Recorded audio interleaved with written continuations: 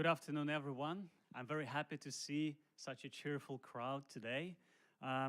This is the first Ukrainian-European hackathon focused on disinformation, called 1991 Hackathon Media.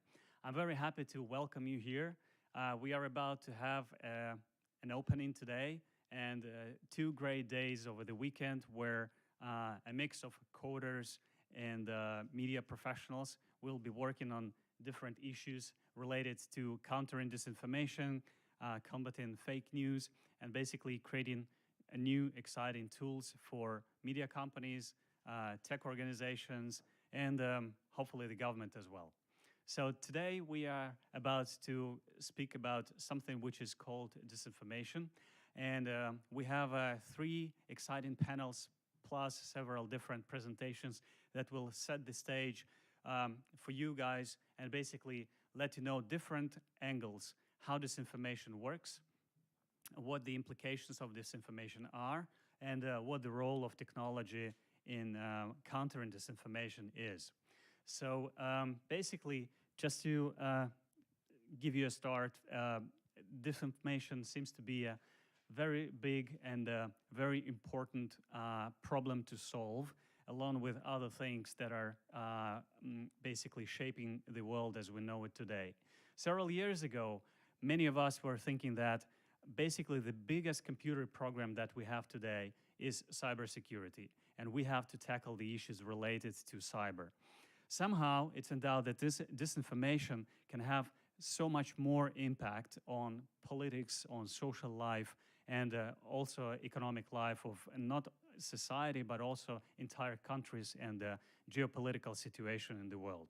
So the role of technology is super important, and because this information is somehow one of the key elements of the modern dictatorship, it seems like combating disinformation as the issue united the entire democratic world around the problem. And Ukraine seems to be the pinnacle of this entire battle against disinformation, because Ukraine, fortunately or not, probably unfortunately, has become the testing bed for different technologies, and media technologies and those related to disinformation are a part of it.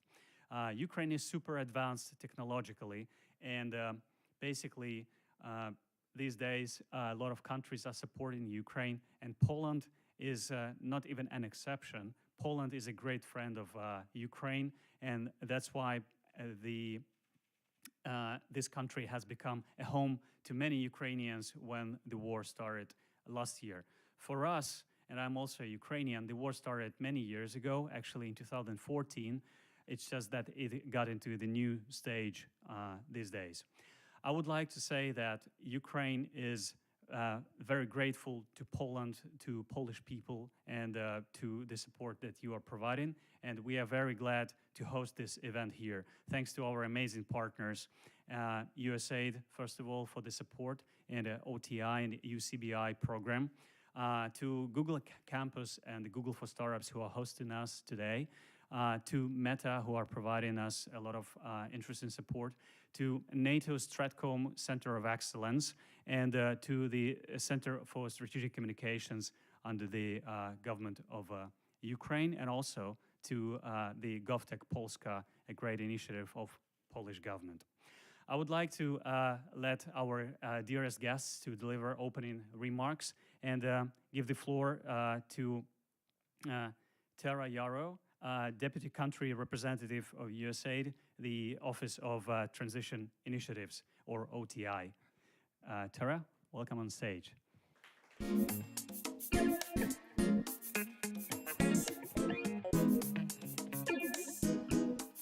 Kicking off the Ukrainian-European Hackathon on disinformation. I would like to thank Social Boost, our incredible partner, and our partners in the government of Ukraine and government of Poland, our civil society partners, and all of you participants who have come here today for the next 3 days. While Russia rains missiles down on Ukrainians daily, disinformation remains an important weapon in the brutal war against Ukraine. Like elsewhere, however, Ukraine is fighting back, not just on the battlefield, but in the information space. And as we have all seen, Ukraine is winning the information war. Ukrainian IT startup communities and civil society have brought their extensive experience and expertise to the front lines of the information war, and now want to share those lessons and experiences with European partners. This is what the next 3 days are about: the power of cooperation in ensuring the global community has the proven tools and experience to counter disinformation, respond to media manipulation, and strengthen global information security. USAID remains steadfast in its support for Ukraine and in efforts to counter disinformation that threaten the security and stability of the global community. USAID has recognized the severity of the Kremlin's malign influence through disinformation for several years and has programmed in this area. Since the full-scale war started, it has been a key pillar of our assistance through a multifaceted approach that focuses on addressing the threat of hostile state information operations aimed at stoking tensions and undermining democracy. USAID is proud to support events like this hackathon to create space for developing relationships, learning from one another, and finding creative solutions to some of the most critical information problems. We hope that you take away from these 3 days not just great friendships and a collection of shared experiences, but also future opportunities to work together. In particular, I'm excited to see the case study marathon tomorrow, where civil society organizations and tech partners are going to share their tools and products and identify what they need and how you guys can cooperate together to solve those problems. I'm also glad to hear about the wonderful mentoring services, which I've heard some of our UCBI colleagues are also part of, that will be provided throughout the weekend. And I encourage you all to take advantage of those. With over 250 registered participants, I know those mentors are up for the challenge. So thanks again for the opportunity to join today and this weekend. And Ukraine's information sector, like the rest of Ukrainian society, is resilient and will emerge from Russia's war stronger than before. Дякую.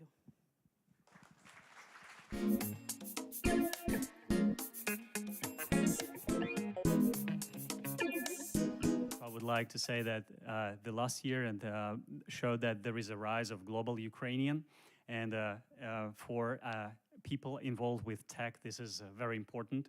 So the next speaker on stage would be Oleg Kuc, Minister Consular of the Embassy of Ukraine to the Republic of Poland. Oleg, welcome on stage. Thank you for joining us today.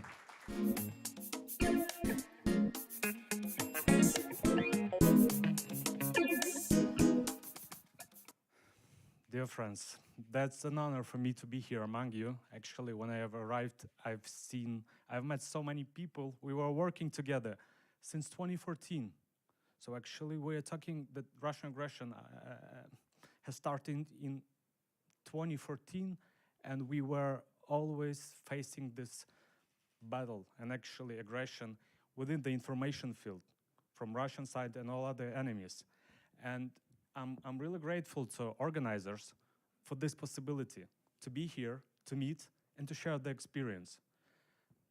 I had a privilege to work as the head of situation center at MFA in 2014. And actually we were monitoring, refuting fakes, fighting disinformation, but that was done just by people. Then we were just trying to get more and more people, and that was quite a challenge. Then we had to involve all our colleagues all over the world, and you know, you will never manage to deal with this without our colleagues from IT sphere, because actually what we need, what we ask, what we all need together is just to come up with some solution that would enable us to fight the disinformation effectively. First of all, I'm happy that the meeting and that today's event is here in Poland, because Poland proved to the whole world that Poland is a reliable partner and our closest ally and closest friend. Chciałbym podziękować naszym przyjacielom z Polski za to wsparcie, za tą pomoc. Przyszliście do nas na pomoc od pierwszej chwili, odkryliście domy i serca i nadal pozostajecie z nami. Dziękuję uprzejmie.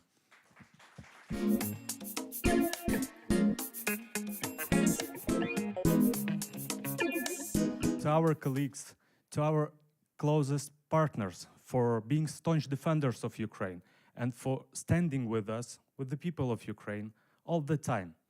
Because altogether we share the same values and the same goals. We are fighting for the better future of our children. And actually we are fighting for freedom. And there's no price we wouldn't pay for this. And that's why I'm so happy. I'm sorry, I can't help being like emotional, because we have witnessed what we have witnessed from the first days, and what we have seen, your support and readiness to support us and to help, that just shows the whole world that what does it mean to stand for democratic principles and what is to fight for the right and fight for the freedom. And I had a privilege to meet beautiful people since the beginning of the war who were ready to help us since the first second. And actually today I'm here with our team, communication team. There was also set up at the embassy volunteers who came us from the first second. And we have managed to create a communication center who is really effective in fighting disinformation, refuting fakes here. With the help of our Polish partners, I guess we are dealing really good. And actually, that's why I would also invite you to meet them and talk to them, because we can really share a good experience and some good findings. And I'm happy to see here representatives of Ukrainian government. We are also working on a daily basis. And the main findings in the beginning of the war for me is that the governmental bodies have to be open to the civil society and have to work with volunteers, because when we are together, we are stronger. And here I see that we are together. And that's why I would say I believe that soon, no, I'm sure that soon we will win with your help. And to my Ukrainian friends, I would also, друзі, ви просто нас надихаєте. Ви є наше натхнення, наш приклад. Ми на вас зрівняємось і вами пишаємось. Ви всі є, де б ви не були, чи в Україні, чи за межами, ви всі є дипломатами, ви всі представляєте Україну. Сьогодні весь світ на вас дивиться і надихається вами. Дякую вам і успіхів вам тільки. Слава Україні!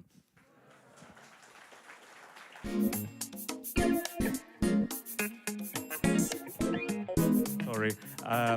It's just, I would like to stress in the end that we do really need our great genius IT guys to help us. Because when we are monitoring, when we are refuting fakes, when we are fighting disinformation, now it's not possible to do that without the help of artificial intelligence or without some solutions that would enable us to identify these centers that usually are hidden somewhere in some different far places in order to be proactive and not reactive. Thank you so much. Thanks again. And I wish you to have productive days. And I hope to meet everyone with whom we had the privilege to, an honor to work. Thank you so much and have a nice day. See you.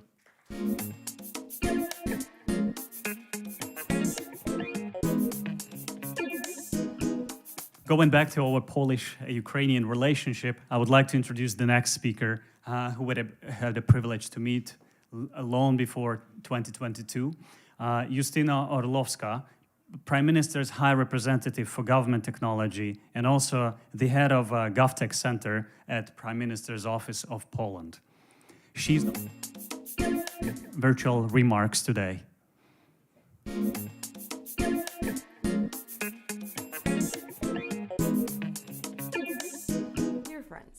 I want to welcome you to the 1991 Hackathon Media organized by our friends Social Boost. Thank you for the invitation. I hope we will have the opportunity to continue the discussion on ways to fight with disinformation. At the time when Russia is committing crimes against Ukrainian citizens, we can observe how the nature of war is changing. In addition to the violence that affects civilians today, the battle is also in the field of disinformation.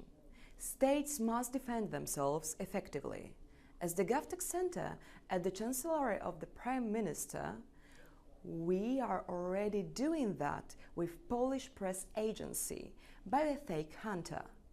Thanks to this program, every internet user can check and report doubtful content and then receives a reliable fact-based answer cross-checked by external opinion leaders and experts based on trusted official sources.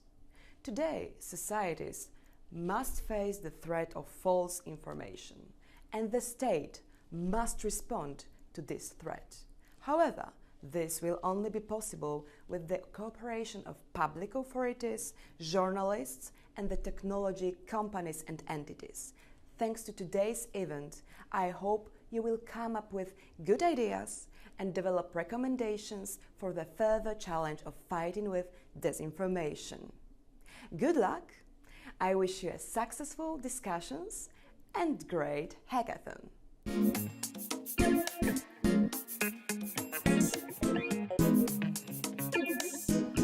Thanks to Justyna and their support.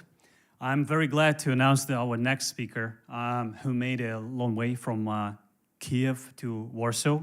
Mykola Balaban, Deputy Head of Center for Strategic Communication and Information Security under the Ministry of Culture and Information Policy of Ukraine. Mykola, thank you for joining.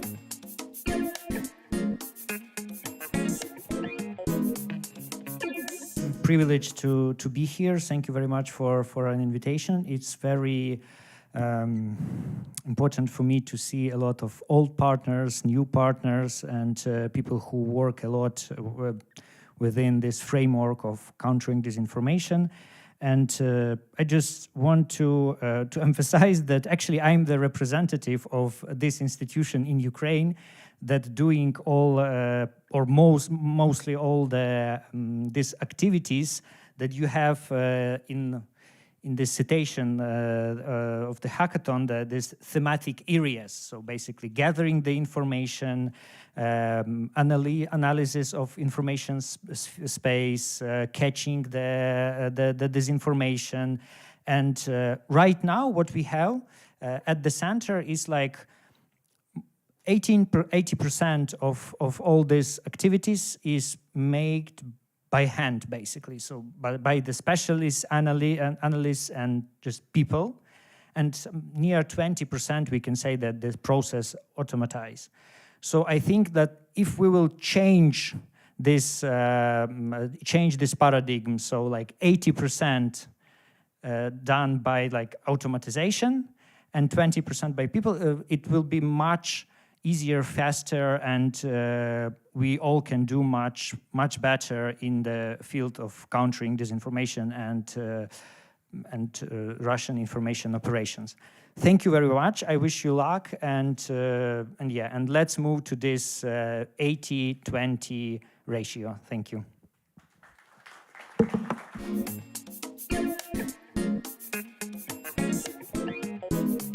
We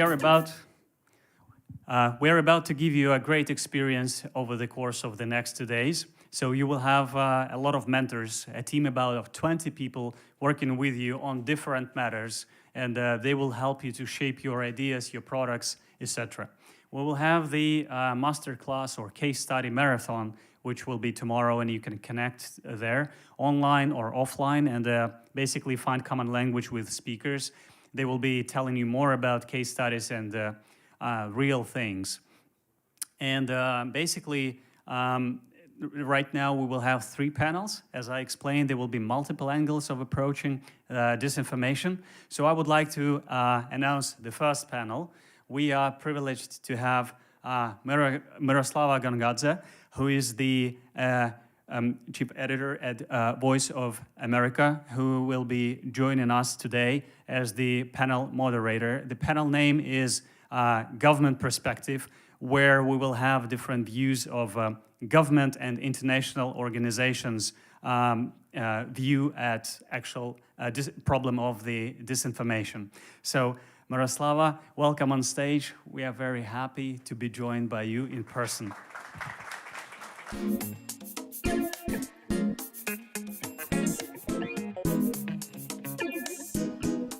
Be here today, and I had a different idea how to start it, but somehow listening to Denis, I felt it's important to mention that Denis was one of the leader of tech industry in Ukraine, and his office, as we know, was totally destroyed in Mariupol.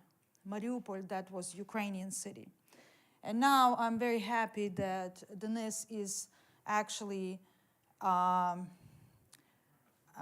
leading this effort, even not being in Ukraine, but organizing you guys and helping others to push through and try to fight this war. The Russian war in Ukraine affected so many lives, but it's affected so many industries, it's affected everything, it's changed our lives. And we will be talking about disinformation today. Disinformation that started long time ago. And it's an old issue, it's an ancient issue. But with the new technologies, the spread of disinformation become so dangerous that actually tech industry is really need to find a way to tackle this issue. I have worked in media industry for decades, and I have been witnessing how the technology and internet changed our lives and changed the media landscape, and how social media, spread of social media actually, unfortunately, boost disinformation around the world, and the malign actors used social media for spreading disinformation. Today, we will kind of try to answer some of these issues with hybrid war, with disinformation, misinformation, how to tackle it, and the lessons that Ukrainian government, Polish government, international organization, international leaders learn. We will try to tackle this today. So I would like to welcome on stage people who are with us today. We have a few only, unfortunately, in the room, and couple online. So Ben Hipp, NATO Stratcom executive, please welcome. We have Mykola Balaban, who we just heard from. And I'm not sure we have our Polish friend, do we? We have Antoni Kutal, please, Antoni. And we have two more people online. We have Taras Shevchenko, the Deputy Minister of Culture and Information, joining us online. Welcome, Taras. And we have our representative from OSCE, Chairman in Office, Henrik Willitsen. Welcome, Henrik. So since we have two distinguished guests online, I probably will start with them. And I would like to, since we are talking a lot about the war in Ukraine, I would like to start with you, Taras. War in Ukraine started a long time ago, and Ukraine is trying to defend itself at least since 2014, after the Revolution of Dignity. And Ukraine learned a lot of lessons from that activities, and we're trying to kind of build this resilience. Could you share with us your findings and your lessons that other countries and Europe can learn? Thank you.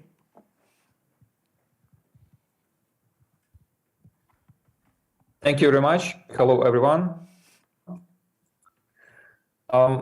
It's a big pleasure to be invited to speak on this event and see many friends who also participate in this panel.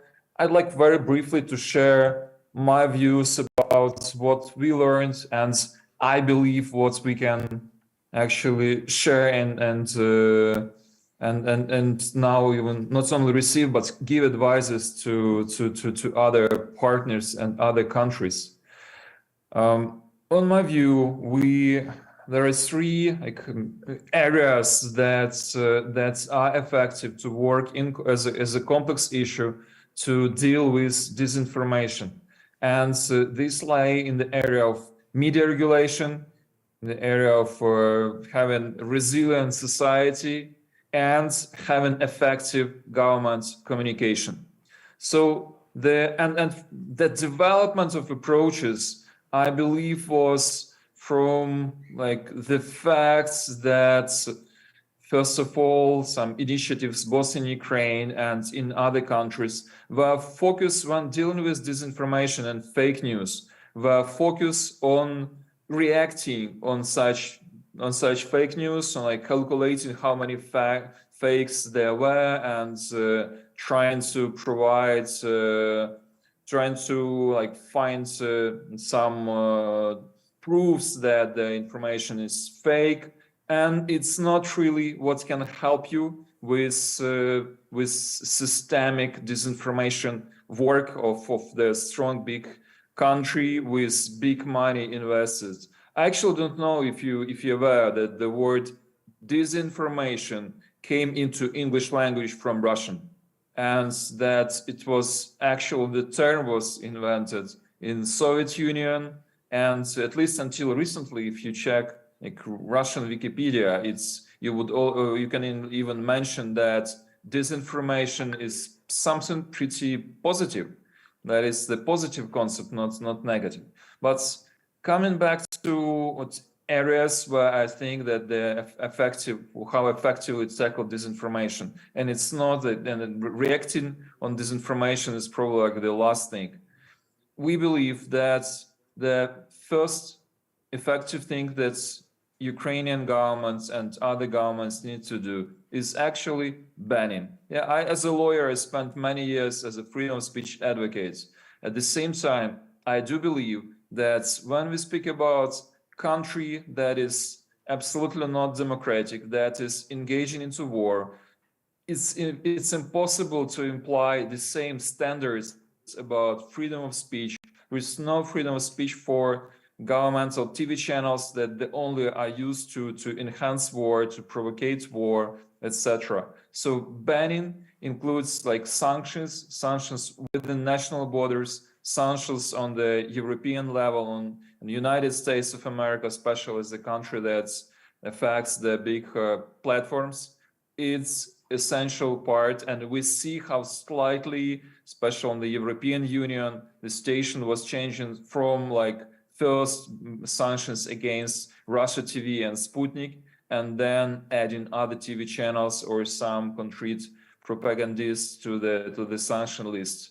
And historically, I remember that in 2017, Ukraine banned through sanctions Odnoklassniki and Vkontakte, and both Ukrainian but also international society was reacting as probably it's not a right way with freedom of speech issues.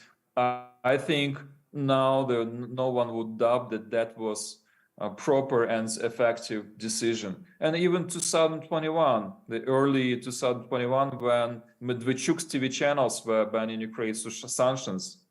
And again, we clearly see, and I think there is no doubt right now that those TV channels were used for like Russian narratives, for fake news, for having some situation that would help invasion into Ukraine. The same with TV channel Nash and some other sources. So banning and stopping voices, not just reacting to some disinformation messages, is essential part of war against, of like fighting against disinformation.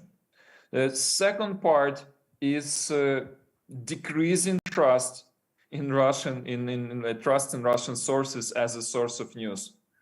Still, like it's impossible. Like banning is only to like most or like the biggest voices.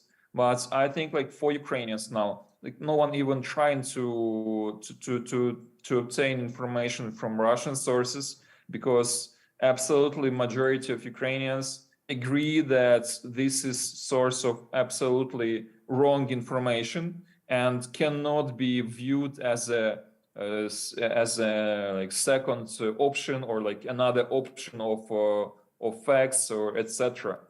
And when we speak especially about like the war situation with the country that is doing military aggression, yeah, I think for like having this part of resilient society, as I mentioned, yeah, we continue explaining, and the biggest part of society, I believe, accepting this concept. We even see from the occupied territories that people who are there, they don't trust Russian media, Russian sources, Russian speakers, and that's more for like softer power, not having Russian narratives be spread around population. The third part, it's not on the priority list, but the same is very important, is proper communication by the government. I believe that our president on international level and local level is a great person to the speaker and communicator with big trust. We have people from army and the generals with very big trust in society, and provided proper communication internally is externally is also way to deal with disinformation. And only finally is reacting on some fake news that are spread and it's only like final measure, not the first one. Thank you, Taras. You mentioned that Ukrainians are not using any Russian sources. However, I just put this for your next remarks. I would ask you about social media and how do you know, let's say, a Telegram channel that Ukrainians use massively, even Ukrainian government is using massively. How do you know which channels are Russian, which channels are others? So just think about it and you will come back to us about that. And then right now I would turn to our Polish friends. Poland, as our Ukrainian representative, Ukrainian government representative said, was the, biggest supporter of Ukraine, and it is biggest supporter of Ukraine, but Poland become a frontline country right now. And I know that your government and your tech industry is experiencing a big hacking race on all the government portals in Poland. How are you dealing with this issue right now? What are your recommendations? I think we have this, yeah.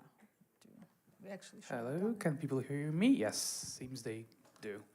Okay, so I have two pieces of news for you. One's the good news, one's the bad news. So let's start with the bad news, and it is that when we're talking about this attempt of influencing the public sphere, in Poland we see tens of thousands, up to 100,000 monthly pieces of content, unique pieces of content that directly pertain to this issue of Russian invasion in Ukraine, as well as the integration of Ukrainian nationals into Polish society, some historical issues. So generally they're aimed against Ukraine and Ukrainians. The other part of this bad news is statistically, every poll is exposed to this little bit of content. Every month, at least one piece of content. So this is the bad news. The good news is, this is just not working. So if you look at opinion polls, they're exactly the same, they're exactly flat, including from before the invasion. It's consistent among age groups, among wealth groups, among demographics. It's pretty much consistent. It's irrespective of party origins, of their affiliations. There are minor differences, but point being is that whatever the tools Russians are using, they're just not effective. So then let's delve slightly deeper into what you mentioned with the question. I think for us, the biggest lesson we had during the pandemic, when this was, in our case at least, the first occurrence when global disinformation trends focused on what was happening right now in our country. So we had news about wondrous drugs and medicine, drinking bleach is the best answer to COVID. We had news about vaccines, which were some invention to control population or something. We had all those pieces of absolutely rubbish content that were spread amongst the population by national actors, by non-national actors. But this is when we saw the full extent of what a well-organized propaganda machine can do. And this is when we set up organizational, financial, and technical structures to detect this and deal with it. The Minister Orłowska, as she mentioned, opening the hackathon, she only touched on this, but I'd like to expand on this a little bit. We set up vast intergovernmental bodies which deal with exchanging information among ourselves, and they also deal with providing society with opinions from even outside experts. They don't need to be our people, right? On which parts of information have merit and which don't, because some of them do. So since then we had tens of thousands of content pieces, those separate threads analyzed, and this is why when the 24th of February came about, we generally knew what to do. That said, this is not always the case for our neighbors, especially in the West, and this is what you can also see in opinion polls in other countries. But the good news is we definitely don't see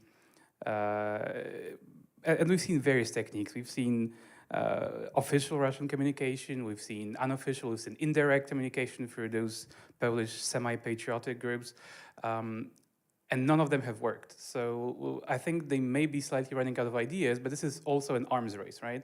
So they come up with something, they see if it works. If it doesn't, they come up with something else.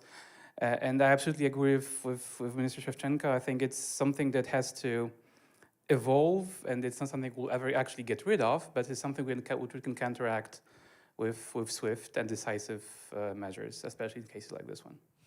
Thank you. We heard from you, from other representatives, that it's very important to be proactive, not reactive. Right now, we feel like we are all reactive, unfortunately. But I would like to pose that question to our OSCE representative. As representative of the international community, Henrik, do you feel we missed some opportunity to tackle this problem of disinformation in early stage?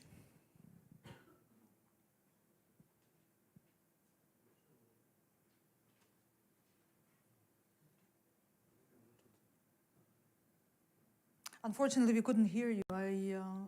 Could you wait for a second? Still couldn't.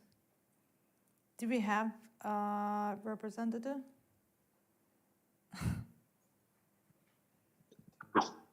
We're trying to fix it. Does it work better now? Yes, work. No. Okay, great. Sometimes helps to press the unmute button. You can't hear me? No, now we can. Now we can. Oh, it was fine just a second ago. All right. Give me some sign if it cuts out again. Thank you, Miroslava, for the question, and thank you very much for inviting me to this highly interesting event. Yes, I think that as many international organizations, I think that when it comes to disinformation, we could have acted quicker. Even though I think that in many ways you can say that that disinformation is one of the, if you like, buzzwords of our time.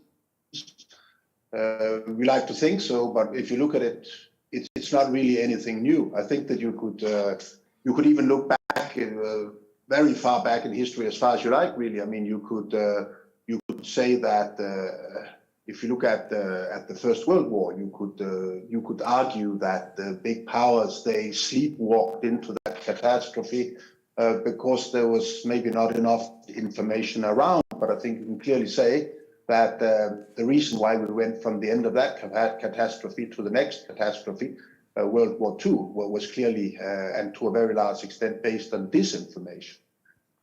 And many lessons could have been learned from that we could have used, that we could have built in more prudently and actively in the work that an organization over the last so many decades.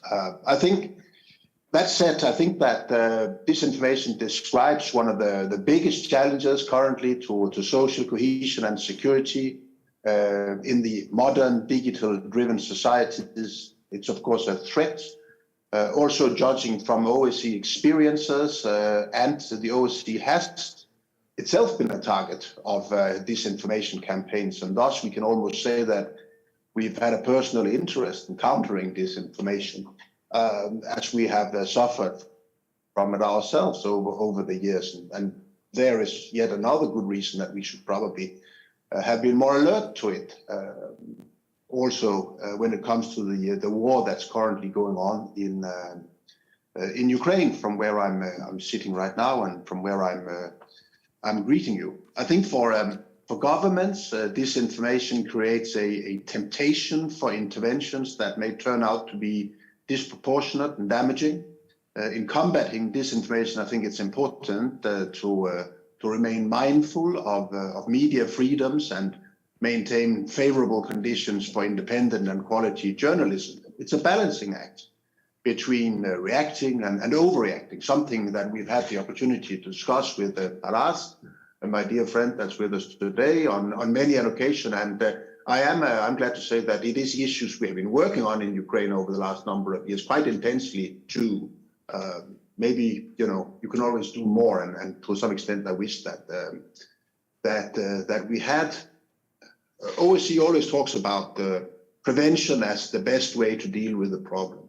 Disinformation seems to be, as one of the previous speakers mentioned, a bit like COVID. Yes, you need to take harsh actions and in emergency situations, but social systems with pluralistic and open information environments are more likely to create immunity and resilience against such threats, in my opinion. That's why we've been working a lot, again, with Taras on issues such as media self-regulation and media literacy. Ukraine indeed is, unfortunately, probably a perfect example. It's a very diverse and pluralistic media landscape. Until recently, imposed war-related restrictions, it also had a lot of possibilities of open, though sometimes heated discussions within all the specters of opinions present in the society, including sometimes quite controversial ones. If you look at how Ukrainians respond to the immense challenges of the war, we can see a lot of unity here, we can see a lot of resilience here, we can see a lot of readiness to sacrifice for the common cause. And that's despite all the disinformation efforts that are going on. Again, let me compliment the Ukrainian society and my friends, the Ukrainians, for the resilience and the unity that's shown. Also, when it comes to countering disinformation and understanding that these efforts are going on, that resilience and unity is remarkable, in my opinion. I will soon try to get to a conclusion. So, in all, I would advocate for a systemic approach that would work on the creation of, if you like, disinformation immunity, with harsh actions as an exception only. For example, when it comes to incitement of war and spread of hatred towards certain population groups. Civil society can do much more than government can here, I believe. Again, back to self-regulation, education for people, good journalism.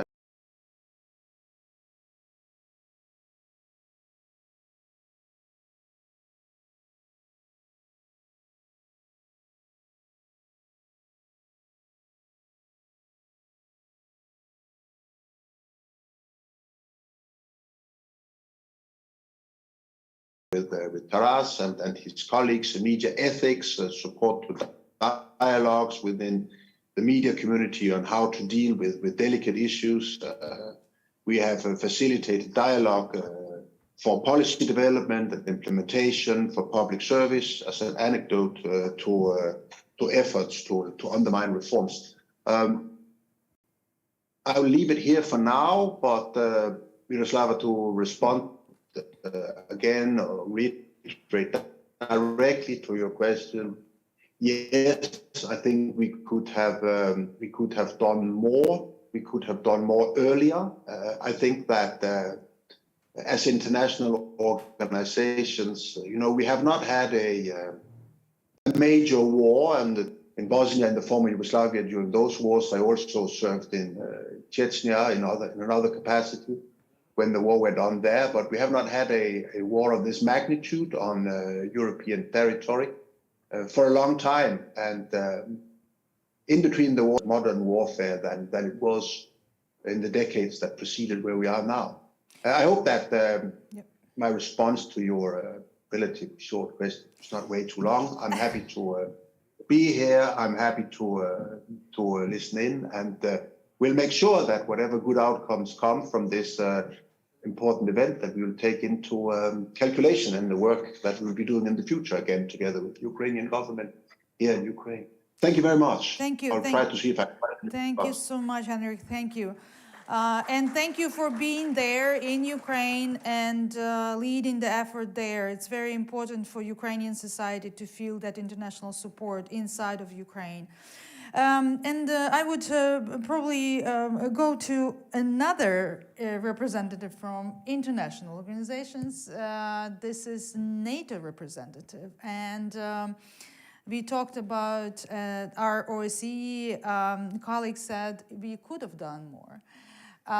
It feels like from war to war we become complicit, and the technology is developing, and malign activities from Russia and China is growing. Could have we done more, and what do we have solutions today? Well, the first thing, Miroslav, is I am not talking on behalf of NATO. Well, I work for a NATO-affiliated organisation. I have to say that as a disclaimer, in case people start asking me about Leopard tanks and all this kind of thing. What I can do is I can talk about the government approaches, and I'm going to riff off a couple of comments that have been made so far, which is, one, disinformation is not a new thing. This is, been around for hundreds of years as part of warfare. What it is it's a new thing to a lot of people because it's tech related, and those people tend to be a bit younger. So this is like a new thing. A lot of the issues that we're seeing surrounding disinformation, very similar to what happened in counterterrorism and countering violent extremism 15, 20 years ago, except people have forgotten about that because it's the next generation. The other thing that I will say is countering disinformation as a field of endeavour has got a boundary around it, which is unhelpful and unnecessary, because really it needs to be seen as part of a bigger picture. And what the minister said about being proactive and being, I can't remember what the phrase was, proper communication by government, i.e. having a strategy. So a lot of the problems that we see with disinformation being a threat is because there's no strategy surrounding it with which people can use as a benchmark as to what is a threat and what is a risk. So when I attend briefings and people say, we found this and this is a campaign and here's the Twitter graph, my question is, so what? How is this affecting your national security? And you can't just say, because, or we think it's the Russians, or we think this. No, it has to be part of a broader strategy. And if it's part of a broader strategy, then what you're able to do is you can get interagency, cross-government activity. You can get better cooperation. Every government that I've ever worked with, top of their list of complaints is we need to work better together. Between agencies, between ministries, cross-government, we need to work better together. And whenever I talk to our friends in the Ukrainian government, the government of Ukraine, and they say, everyone that I know within NATO nation starts laughing because it's a familiar issue. So it's never going to be perfect. So the key thing is having some kind of strategy that says, this is what's important to us, and this is where we think the threats are coming from, and where we think the impact. This is what good looks like, this is what bad looks like, and we want it to go this way and not this way. And that means you can focus everything that you're looking for and everything that you're doing in the right place. You can't look everywhere all of the time and say, we think this is bad. Have a strategy. And the other thing that allows you to do is to focus your resources and build your capability. So instead of saying, we want to be able to do X, Y, and Z, and it's all a bit random, you're very specifically saying, no, we need to be able to identify this thing because it is a threat to this piece of national security. And everyone agrees on that. And then you can get international partnerships, and then you can get interagency cross-government activity to work, and everyone's kind of pointing in the right direction. And that gives you a better chance of success. It's never going to be perfect, but there's always room for improvement. And when you say, in general, could we have done more? I mean, in the counter-disinformation space, could we have done more?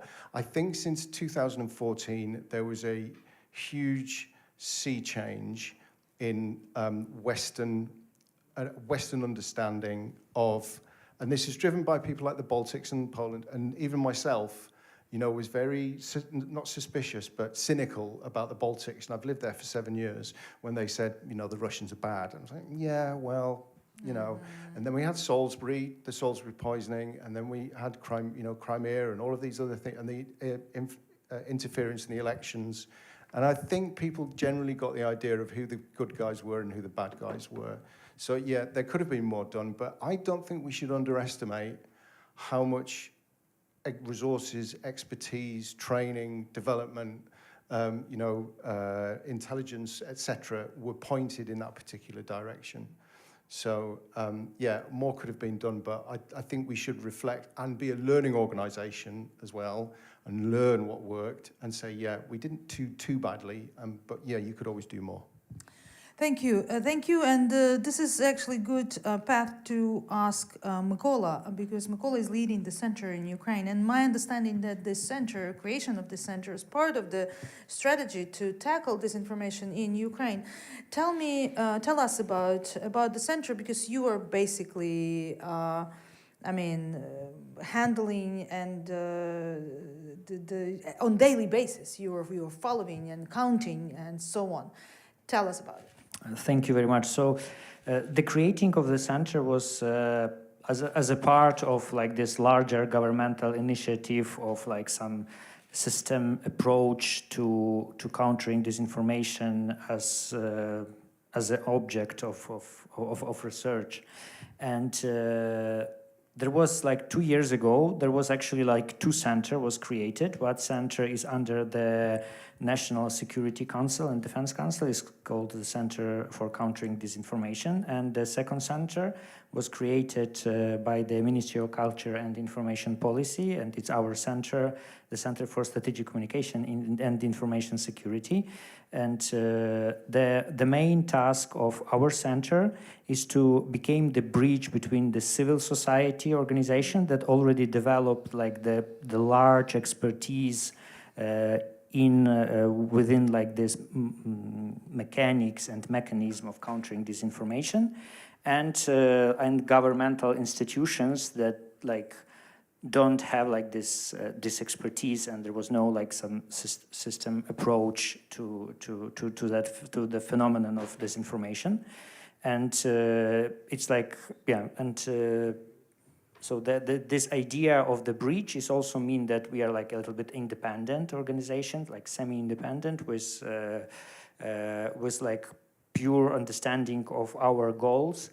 And yeah, we start to work like from the day one. We start to work very closely with civil society, and we were like deeply convinced of the concept of whole society approach. So we see that this disinformation not as like phenomenon that could be destroyed by like some government activities or civil society activities or like good journalism, but as like systemic phenomenon. Awareness in the society. In the society, yeah, and the idea of whole society approach. So behind our center, this idea of whole society approach to countering disinformation was the key issue.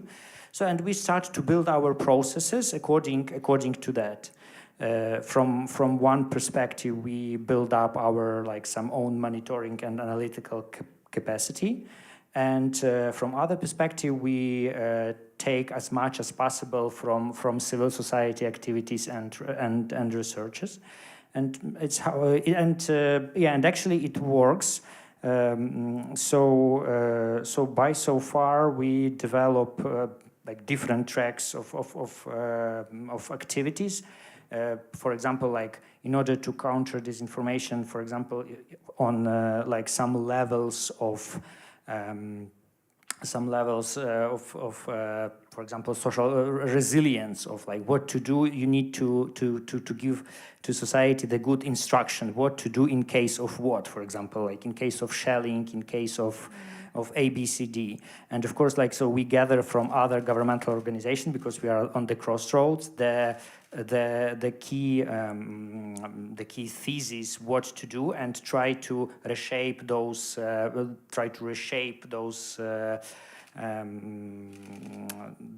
those concepts that they have, what to do in the shelling, during the shellings, for example, and create a huge amount of communication products. And it's also work. We have very good, on our resource called Dovidka, we have very good numbers of observing our materials. And it's also the part of like countering disinformation. It means that for malign players, it's much harder, you know, to get inside with like the wrong information about something. So that's why here like strategic communication and countering disinformation, and it's very closely connected. So, you know, in some way you are building this trust in the government through your portal. However, I wanted to kind of ask you in more details, like what are your, let's say, 3 biggest findings of your work so far? What are the targets, the biggest targets that that malign actors are going after?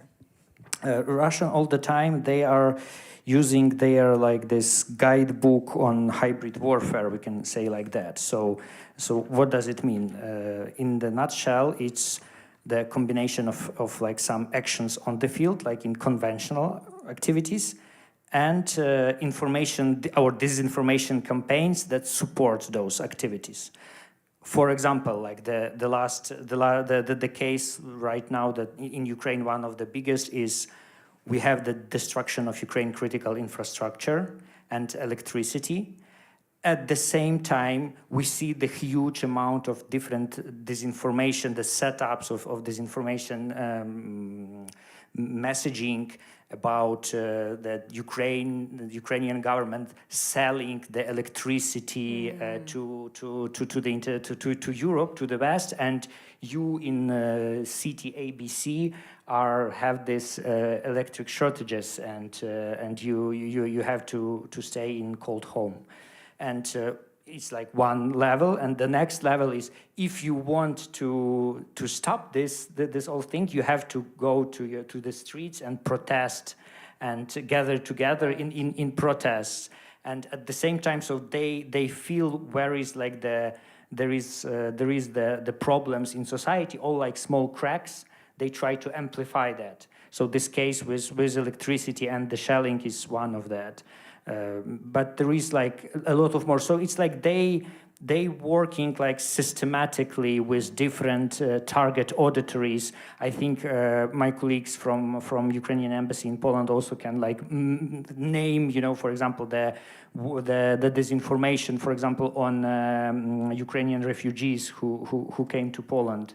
And it's also we see how they use and work with all like small, with not even small, but like the nuances, yeah, and they amplify those nuances to make, you know, this trust between the government and society, and when they explore this trust, multiplying it, and after that they analyze the feedback and where it's go better, where it's go worse, and we can see like how they moving forward.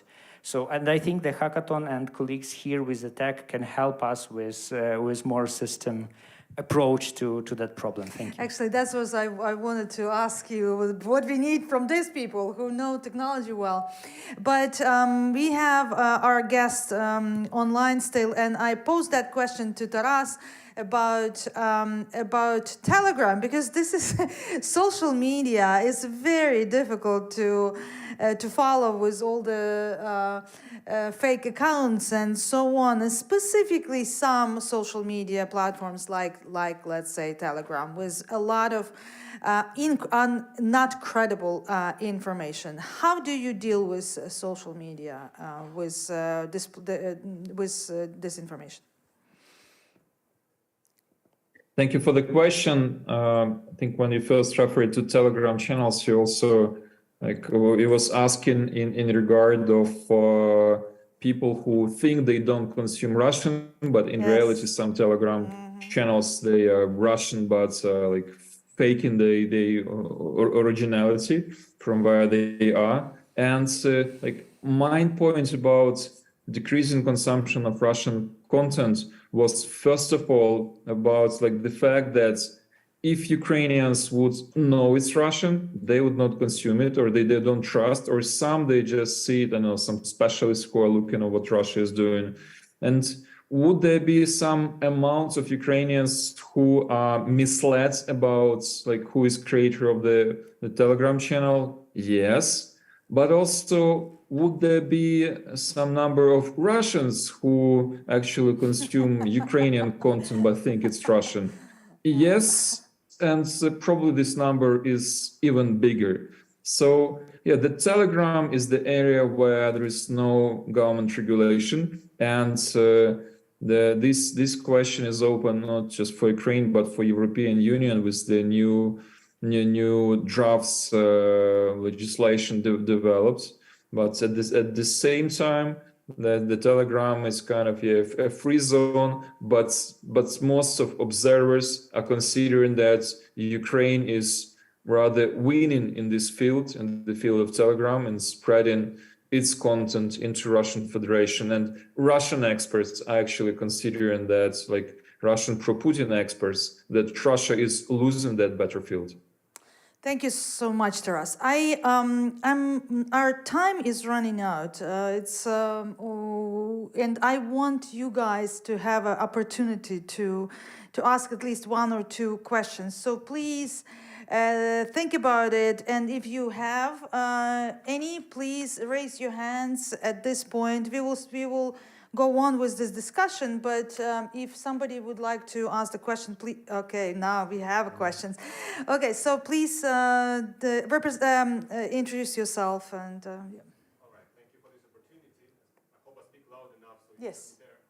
I think it's a question to everyone, but maybe to Ben in particular. Ben mentioned the strategy part, which is very interesting, but strategy, I guess, is something less of an interest for our technology guys. Strategy is for human to come up with. But then, after strategy, you have a bunch of steps. So you have the identification of threat, assessment of threat, and some type of countering. So my question is, where is the biggest need currently? Where do you struggle to do it without technology? Is it identification, or assessment, or countering, or all of them? Maybe you can give some examples. That's an excellent question, sir. I would say that the weakness is in the whole package. Yeah, I know, because it really does. I mean, what we're talking about is essentially it's kind of an intelligence cycle. You're saying, well, we have to decide what we're looking for, and what we're looking for is based on things which will prevent us from being successful, or our objectives will affect our national security, and that can be really basic stuff like prosperity, or public good, or public order, or all the usual stuff. And then you would have a list of things that you would be looking for, and places that you're looking for them, and resources that you're using to look for them. And then you need to decide if you find it, whether it's a threat and whether it's going to be a risk.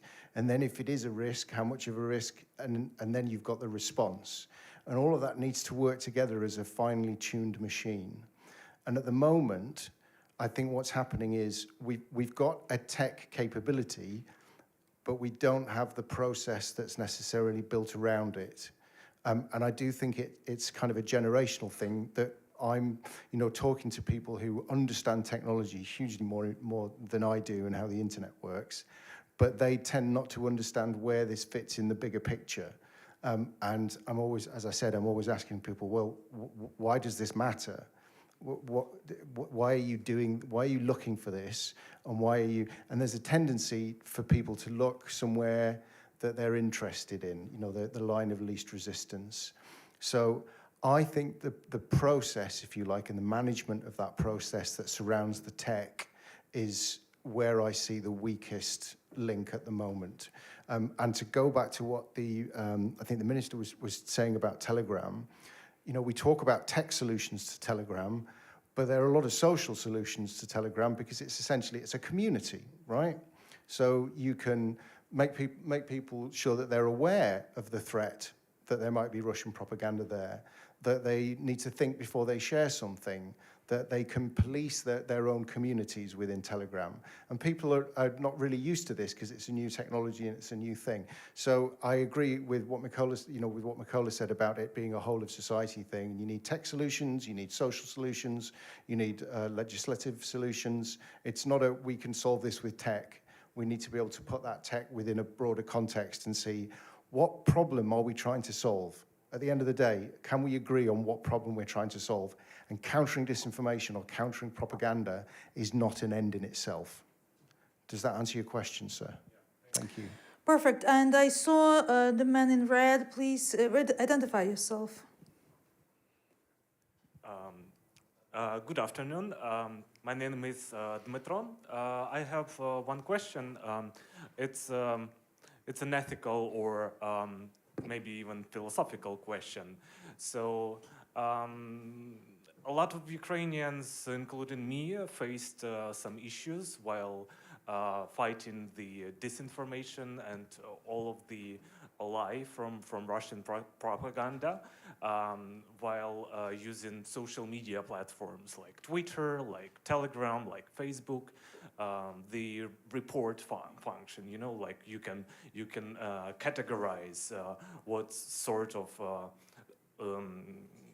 harmful content it is, like false or sexual harassment or violence, etc. Sometimes you know that it's lie, that it's not legitimate, true content, and you want to report it. You have not many options. For example, you don't have the right category for that or this disinformation, and you need to choose to use a different button like sexual harassment or child abuse. Wrap up. In terms of this, do you see any improvements or reaction or cooperation from those social media platforms,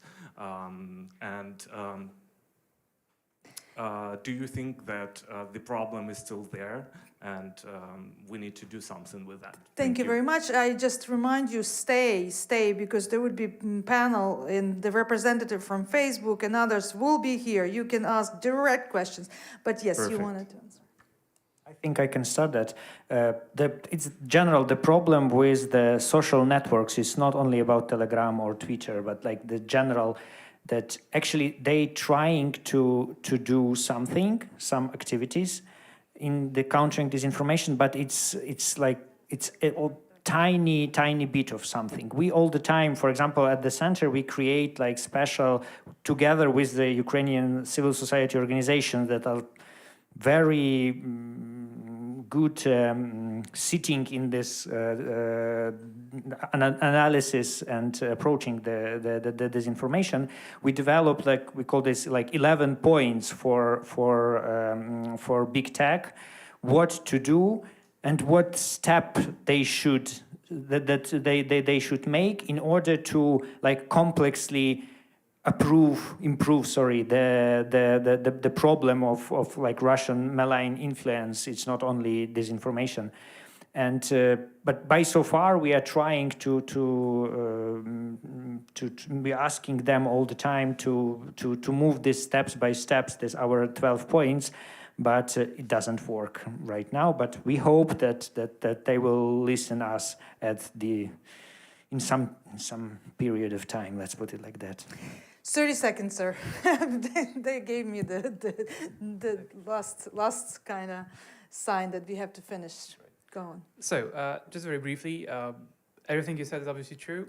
I would like to add one small detail, small nuance here. You may think this is only a Russian invasion of Ukraine, 2 nations involved, but we're seeing on this example of disinformation that this is actually a much broader challenge, because let's think what disinformation actually is. This is a guy in Russia or somewhere else posting on a, let's say, American-owned company with a headquarters somewhere in Europe or somewhere else, and then someone somewhere else, let's say in Poland or somewhere else, reports this, and this gets forwarded to a moderator who, let's say, is, I know, Bangladeshi or German, and they make a determination, right? So you can see that this is a very deep interwoven issue, but the good news is, both in this context and in the pandemic context, I've met very often representatives from virtually all wide-reaching companies none of them ever said something like, Russians may have a point. This is not a thing. The questions we discussed more often was, okay, how do we actually make sure we are able to prevent this when there are so many challenges and so many gray areas surrounding messaging? So big issue, definitely, but the attitude is there. Thank you so much. Unfortunately, we probably could sit here for a long time and discuss all these issues. However, we all agree we could have done more, but we have to do more going forward. So thank you so much, and stay here, listen, and we hope you will find the solutions tomorrow and day after tomorrow. Thank you. Bye. Thank you.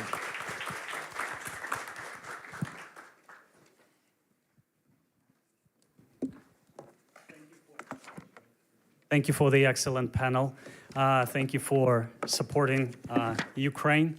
And Miroslava, thank you separately for being with us today and for being a symbol of democracy and Ukrainian struggle for freedom and our European values.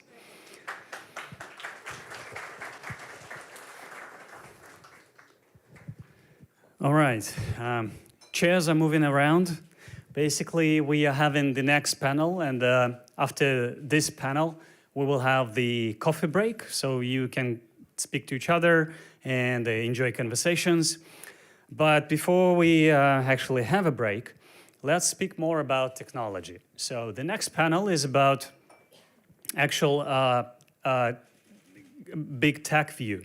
There is a group of companies called big tech, and it seems like there are a lot of interesting breakthroughs that actually technology gives us in countering disinformation, specifically AI, specifically new categories of information which were not, which did not exist before, and finally we can speak to representatives of two great companies, which is Meta, who you might know more as Facebook, and for having this conversation, I would like to invite to the stage Katerina Kruk, who is the Regional Public Manager for Central and Eastern Europe at Meta. Katerina, please welcome and join me on stage. The second person is Marcin Olander, who is the Public Policy and Government Relations Manager for CE region at Google. Marcin, please join us. I am very happy to have you here. Do you have microphones? We have one. This is your personal one. All right. So basically, let's speak about the role of tech companies, because it seems like while governments are struggling and basically having the problem, somehow you guys are at the front line of technology progress, and sometimes under a very hard pressure from actual society, governments, and the turbulence of the actual tech market these days. I assume that you have a lot to tell about your work and what have you, where you are at dealing with disinformation itself. So I'll gladly pass the word to Katerina. Please introduce yourself, tell us more about your work, and we'll take it from there. Thanks a lot. So first of all, you already introduced myself, so I'm Katerina, and I'm indeed a Regional Public Policy Manager for Meta, so it would be Facebook, Instagram, WhatsApp, plus some other more minor companies, maybe not very much in the context of our discussions here today. I'm covering a bit vast of the region because it would be Balkans, but also Ukraine, Moldova, and Georgia. So obviously very much intertwined into the discussions of what is happening in Ukraine, but also not only specifically from Ukrainian perspective, but how the challenges of Russian aggression within the region throughout the years have influenced majority of countries. And since I joined Meta several years ago, it's actually coming from the expert community, which was fighting and analyzing the issues of malign information and manipulative efforts online. I would actually start with the point that there is a very big distinction between disinformation and misinformation. And again, sitting from the perspective of the tech company and how specifically we're tackling different types of either content or behavior, from our perspective, this is really very much important distinction. Because when we're talking about misinformation, from the perspective of, let's say, so Facebook or Instagram, it means whatever type of wrong, manipulative, not totally accurate information that can be posted out there. Including, for example, the post that today it's very shiny and warm weather in Warsaw, which is not true.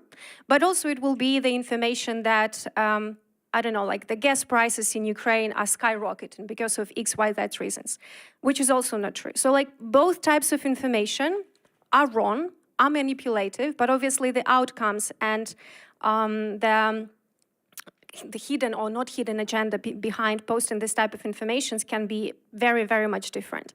And the certain type, the different actually bucket of activities that we have is centered around disinformation, so behavior, which means that when there are PSYOPs operations or any type of information operations, the very fact that big networks will be disclosing, and by networks, I'm not talking about the platforms as such, but networks of users, of people, their communities, if they would be disclosing their identities and the ways why they would be pushing and sharing certain types of information, this is also from the perspective of tech company a malign activity and something that we are taking steps against from.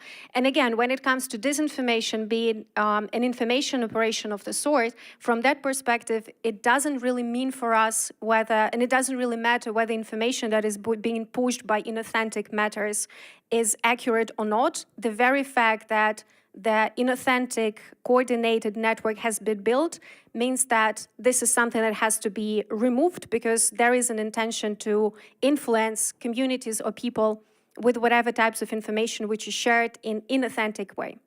So that would be from the perspective of this is like the entry word, obviously, to also give you the flavor of how we at Meta perceive the challenges that we would face in this field. And then for us, it's not only always about the information which could be manipulative or have a certain degree of being untruthful. But coming back to how we exactly tackle this kind of issues and obviously this huge challenge, and I would start with word responsibility.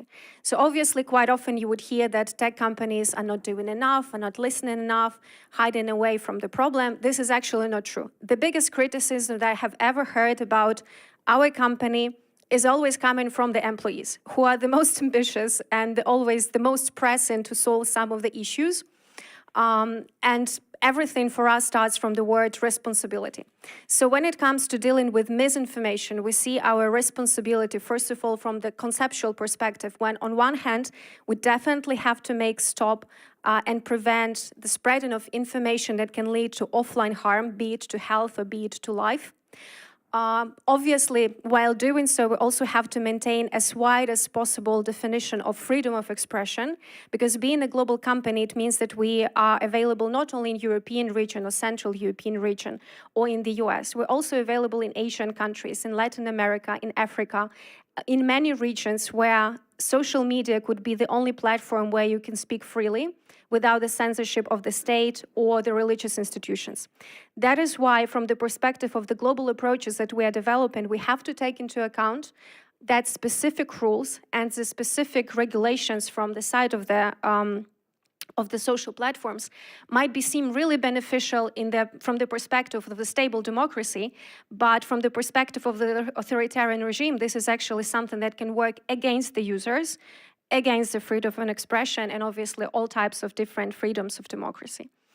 But coming back to the three pillars on which we are resting our approach at Meta. So they are really very simple. It's remove, reduce, and inform.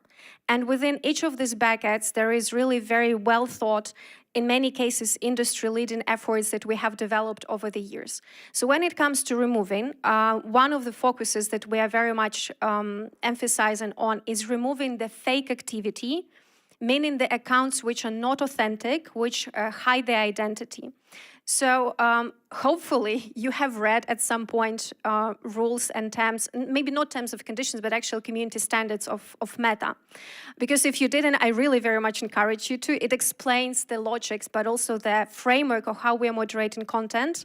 And one of the rules which is written down there is authenticity. We expect our users on Facebook, it's a bit different on Instagram, but on Facebook we expect our users to present themselves with their real names. Obviously, we have into account situations when this could lead to some danger to the life or safety of the person, so obviously taking this into account as well.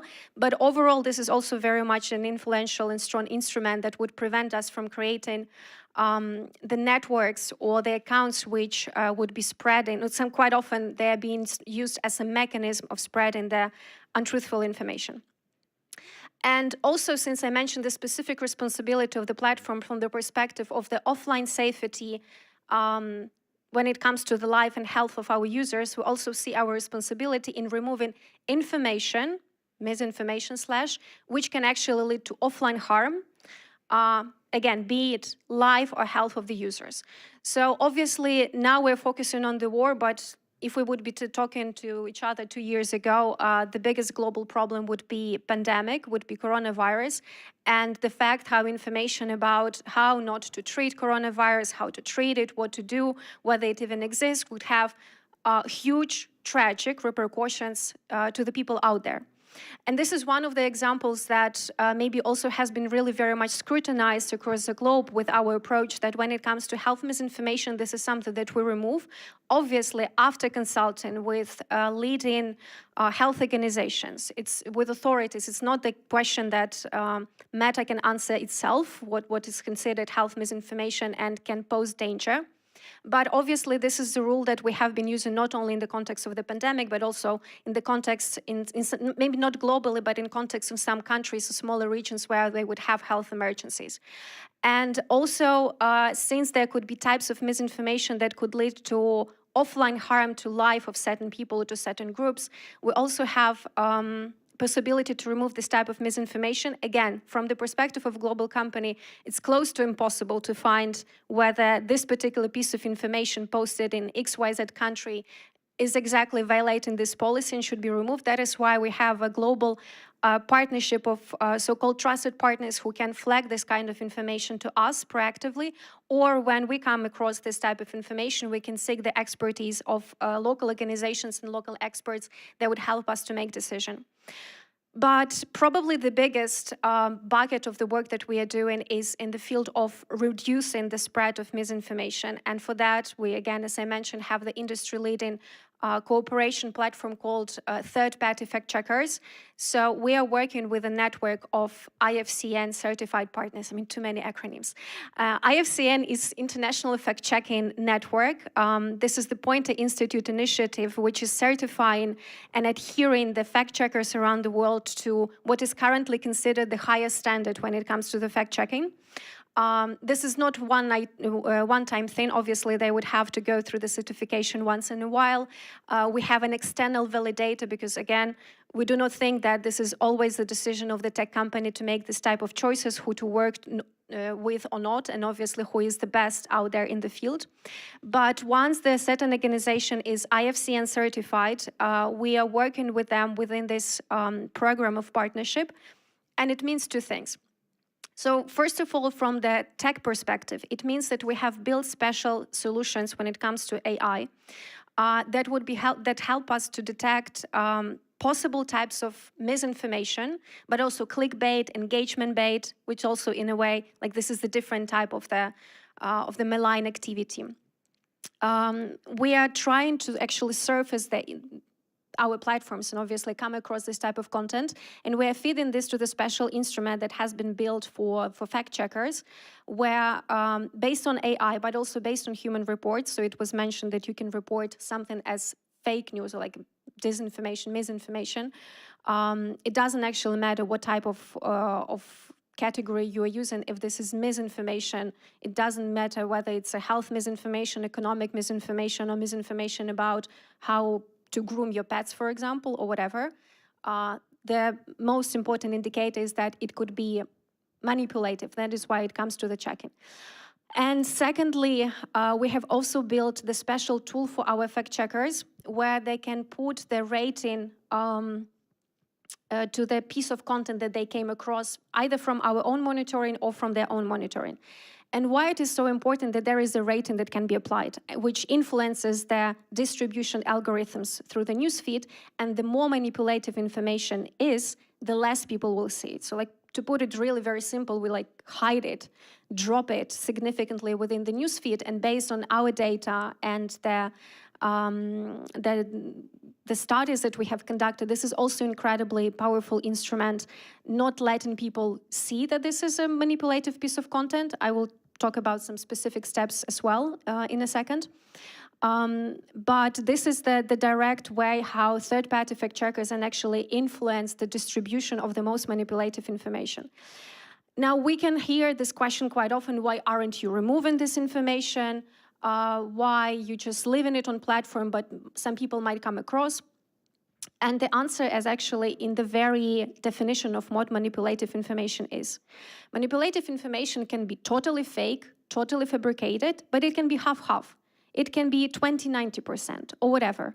To think about it, like, think of, unfortunately, something that we come across very often, an example of bad journalism, an article which has been written with a person who is not, for example, an expert in the subject, or is not really very well searched.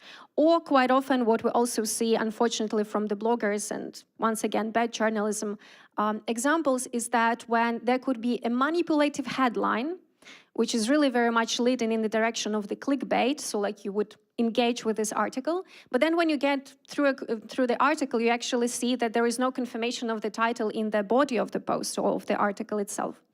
So the problem that we have to deal with as a platform where all types of content are being posted is that there are all the possible different shades of gray when it comes to manipulation, and we can't possibly use such a harsh instrument of just removing information, because it could be slightly manipulative or very much manipulative. That is why we give this possibility to experts who have better knowledge of what is happening, and then obviously, depending on their rating and depending basically on their analysis how much of the manipulative this information is, they can influence the distribution. And the very last point on informing, and again, like why it is so important not to just remove, but reduce distribution and then give the means to people to understand that this is misinformation if they will come across, is that even though luckily our platforms are quite widely used across the globe, we are in the entire internet. If we are reducing misinformation on our platforms, it doesn't mean that the person won't be able to come across them on other websites, on other platforms as well. So without the educational element, without giving a possibility for people to learn a better context, it means that they will stay unarmed against this type of misinformation and might be just unwillingly, not because they are bad actors, but because they just don't know. We also have to take into account that quite often misinformation is being distributed not by people paid by internet agency or whatever type of bad partners and so on and so forth, but by our aunts, by our relatives who do not invest that much time in investing, in researching, in studying what is right and what is wrong. They just don't know. And it's also okay in a way to share the misinformation if you don't have this kind of the bad intentions, and we can't be that harsh as a platform towards these people. So informing element goes hand in hand with fact-checking, with providing context. We're informing people if they have posted manipulative information. We're blurring, so like we're adding the special blurring screen on the piece of content that has been rated as manipulation. So obviously also visually people see that there is something wrong with this type of information. And we also give people the possibility to read the articles which it explains, to see a better context about the post itself or who is posting it, and something that is not that much directly connected to fighting misinformation, but more the integrity and transparency of the platforms. The solutions that we have been providing for years already when it comes to pages, when we give a level of transparency of who is managing pages, from which countries, whether they have been engaging in political ads, in social ads, and also whether they have been changing their name quite often, because it's also a very common thing to amass a huge group of followers and then start putting messages whatever you want. Thank you, Katerina. So it's clear what your universe looks like and what you have to deal with every day. Marcin, please tell us more about yourself and what your job is about. And basically, Google has, just like Meta has, a lot of different products. And how is this work with information and specifically misinformation is being structured at Google? Thank you very much, Dennis. Thank you for the invitation. And also let me say, as a representative of the organization that runs this place, a warm welcome to you all. I'm very happy to host this wonderful event. As for me, quickly, I come actually from government previously, so I have a slightly different background, but I've been dealing with internet content issues for, well, over a decade now. And misinformation is a copyright, harmful content, but now misinformation is definitely on top of my agenda.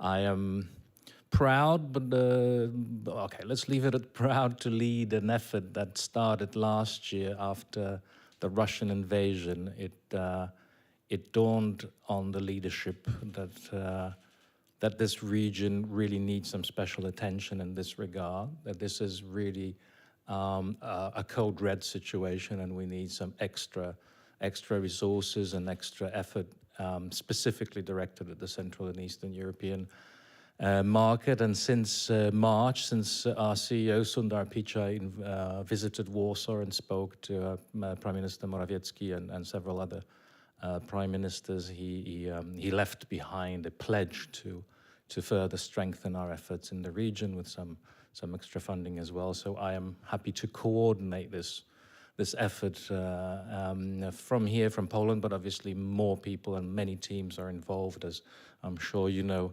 how these big organizations work. It takes a village to do anything, and misinformation is definitely one of these things. So I can't say I even lead. I try to coordinate these issues since March last year. And you put me in that's enough about me. But on the merits, you put me in a very difficult position, Katerina, because I should just simply repeat all that you said, because I see our approaches are very similar, and I think it's understandable, right? We are faced with the same problem. Of course, our services differ to some extent, but the basic premises are similar, and the circumstances are the same. So it would be strange if we arrived at completely different outcomes. So basically, we do mostly and agree with most of what you just said. There's one major difference, so I must dispute you here, that we use 4 pillars, not 3 pillars. We got one more pillar. We don't do we don't have an inform pillar, but we may add it because we do some informing as well. That's one of the tools that we use. So we have the 4 R's of responsibility. We have, of course, remove as the most blunt weapon, but also raise and reduce. So 2 sides of the same coin. You spoke about that a lot. And reward is also one of the kind of tools or pillars, which means that we try to also economically incentivize the people who produce quality content and disincentivize the people who produce trash, basically. So all these basic tenets are the same for us in Meta, obviously, with the question that we are often faced, as you rightly pointed out, why don't you remove everything? And the answer is because it's really difficult, even if you wanted to, because there's a huge amount of content there that is simply impossible for anyone to evaluate on a permanent basis. That's one. And 2, you really wouldn't want us to. You really wouldn't want us to. You would not want to live in a world where there's a tech company that just simply, takes an axe to everything, as you said, that is potentially untrue, or maybe just some things are true. Some forms of, you said, partially untrue. I will defend the notion that some are completely true, and yet they are still disinformation, because the facts are arranged or you know, just hand-picked, cherry-picked, right, to serve some sort of thesis that is untrue. But the facts are true. Are we supposed to remove that? How do we judge, etc., etc.? Minister Shevchenko, I think, called for banning misinformation. I think that's something we should be like. It's for us. It's quite. It should be viewed as taking the responsibility off us. So we should support that. If something is banned, that's easy. We just take it off. So if society does come to a conclusion that a certain kind of content is so harmful that it should be banned, we will follow this decision by a democratic society.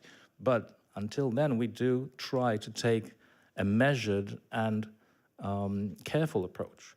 There are certain kinds, and again, we use the same criterion. Does this sort of misinformation lead or potentially lead to serious, egregious, real-world harm? If it does, it qualifies for removal as a general principle. If it doesn't, it's just, you know, misleading, it creates chaos. That's not enough for us to remove, but it is a signal for us to make this content is not promoted, for example, through our systems, that it's, as you rightly said, it's pushed down, and we feel this kind of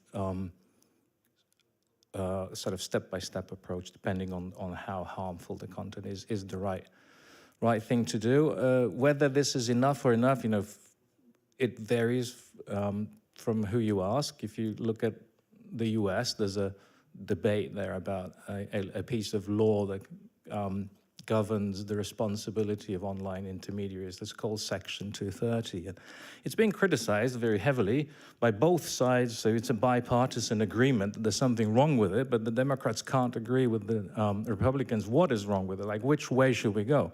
So the Republicans want us to moderate less, and the Democrats want us to moderate more, which kind of suggests to us the way moderating just enough, right, if both sides are unhappy. And I think there's always a balancing act. I think the gentleman from OSCE was right saying that this is a balancing act, and it's dynamic as well. Like it changes from the circumstances change, our policies change 20, 30 times a year. You know, COVID came out, we immediately changed our policies to include, you know, COVID disinformation. Then when the vaccines were rolled out, we changed the policies to include vaccine disinformation, and again based on guidance from UN and other authoritative sources. So it's a process. It's a fight. But that's how, you know, I think that's how society generally functions. You know, we have inputs and they create outputs, and we definitely, as you said, we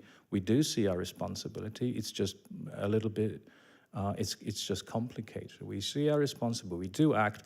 I feel personally very happy when I again looking to commentary on what we're doing, what kind of a job doing. So if we see Ms. Zakharova from the Russian MFA saying that we have no credibility as a platform and we disinform, or Prigozhin said just a few days ago that we should be banned in Russia, and that 40% of YouTube videos are misinformation against Russia. I said, well, I think that's a very good, I'm very happy about that. So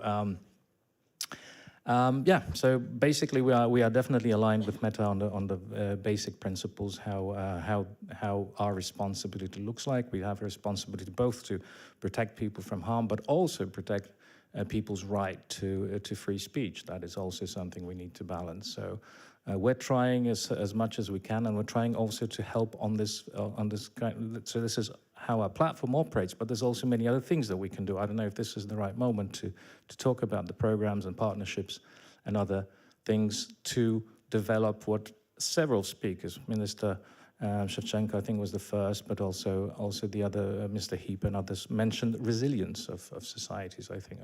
Not sure this is the right moment, but this is definitely something that we are focusing on and will continue to do so in the future.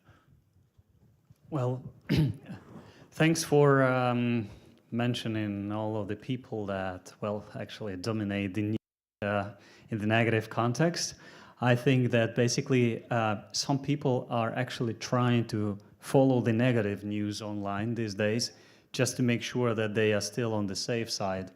And basically, this is what's happening to the search and respectively to the sharing of the information. Content is the king, data is the new oil, but still the user wants to be on the top of it. So I understand that Google or Meta are trying to kind of step away from the judgmental role, but still both companies are experimenting with user controls, as I imagine. So it all started with privacy settings. Google has the safe search, which could be enabled or disabled. What else are you guys experimenting with? What are the different approaches or functions that platforms are trying to experiment with? Or maybe you have something in the pipeline that you would like to address to the audience here, because as we have a hackathon, maybe there are specific tasks that you are working on internally and would like to post kind of a challenge to those who will be working on these things for the next couple of days. So what's in the lab? Who would like to take this one? I don't know. See, they don't tell us these things ahead of time. Now, you know, what's in the lab? Obviously, all sorts of automation. I'm not going to be very original, but machine-based models that help us when we're talking about or generally content moderation. Without them, we'd already be sunk a long time ago. So, of course, perfecting AI-enabled moderation tools. That's obviously, but you know, that's old news. But still, it's being perfected. I think you know, news is open AI right now, but I hope our models are also quickly going to catch up. So yeah, that is the big hope, because without these tools, we are unable to effectively scale. Even using, you mentioned, we call them trusted flaggers, but we'll have to change the name because of the DSA. So there'll be trusted flaggers according to the DSA, and there'll be something else. We need to pick a new name. But of course, entities that we cooperate with, and this is, I'm not sure it qualifies as technical innovation, but generally as a way of working, a more collaborative way of dealing with these things. So opening ourselves to input from more outside partners, and kind of maybe call it crowdsourcing some common wisdom to help us work with these things. Also, you mentioned these. I think we call them coordinated influence operations or something. You spoke about that. So we cooperate actually with Meta on identifying these networks and share information with Meta, with other tech companies, because these are the real, these are the really bad guys. As you said, they are not just people talking rubbish. Believing that putting a stone on your head and singing will help cure cancer or something. These are really, really bad people trying to influence our societies professionally, let's call them. So we remove a large number of these, and thanks to information sharing with other platforms, it's just so much more effective. And by the way, a quick question: which country do you think most of these networks come from? Like, no, definitely not. Good one. That was cheeky. How about the U.S.? No. It's China.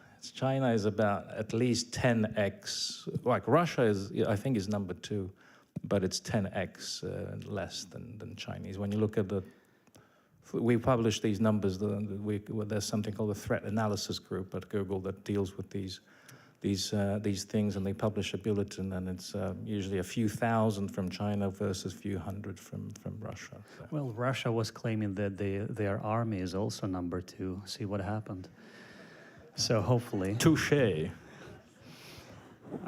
Anything to share about the lab from you, Katerina? So obviously, remembering the first words that Marcin said, like, we do not necessarily know the things that are being developed because of the huge companies, and obviously the difference is what is happening. Also, we have non-disclosure agreements, so please do not expect that even if I know something, I am free to share, obviously, it with all of you, the specifics of the certain projects. But when it comes to challenges that we are thinking of, maybe this is also something that would be interesting to you, the directions in which we're looking, and something that we're always thinking about perfecting. So first of all, detection of the information. How to make sure that we can come across as fast as possible across information that, obviously, from our perspective, the #1 priority that can be leading to offline harm, but obviously the different types of manipulative information.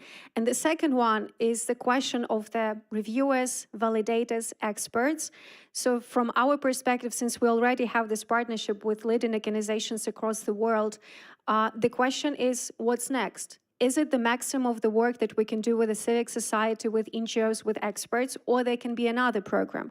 How to join our forces even better way? What can be done more from their side or from our side to amplify the work and the expertise that is being done? Because this is a crucial thing to remember.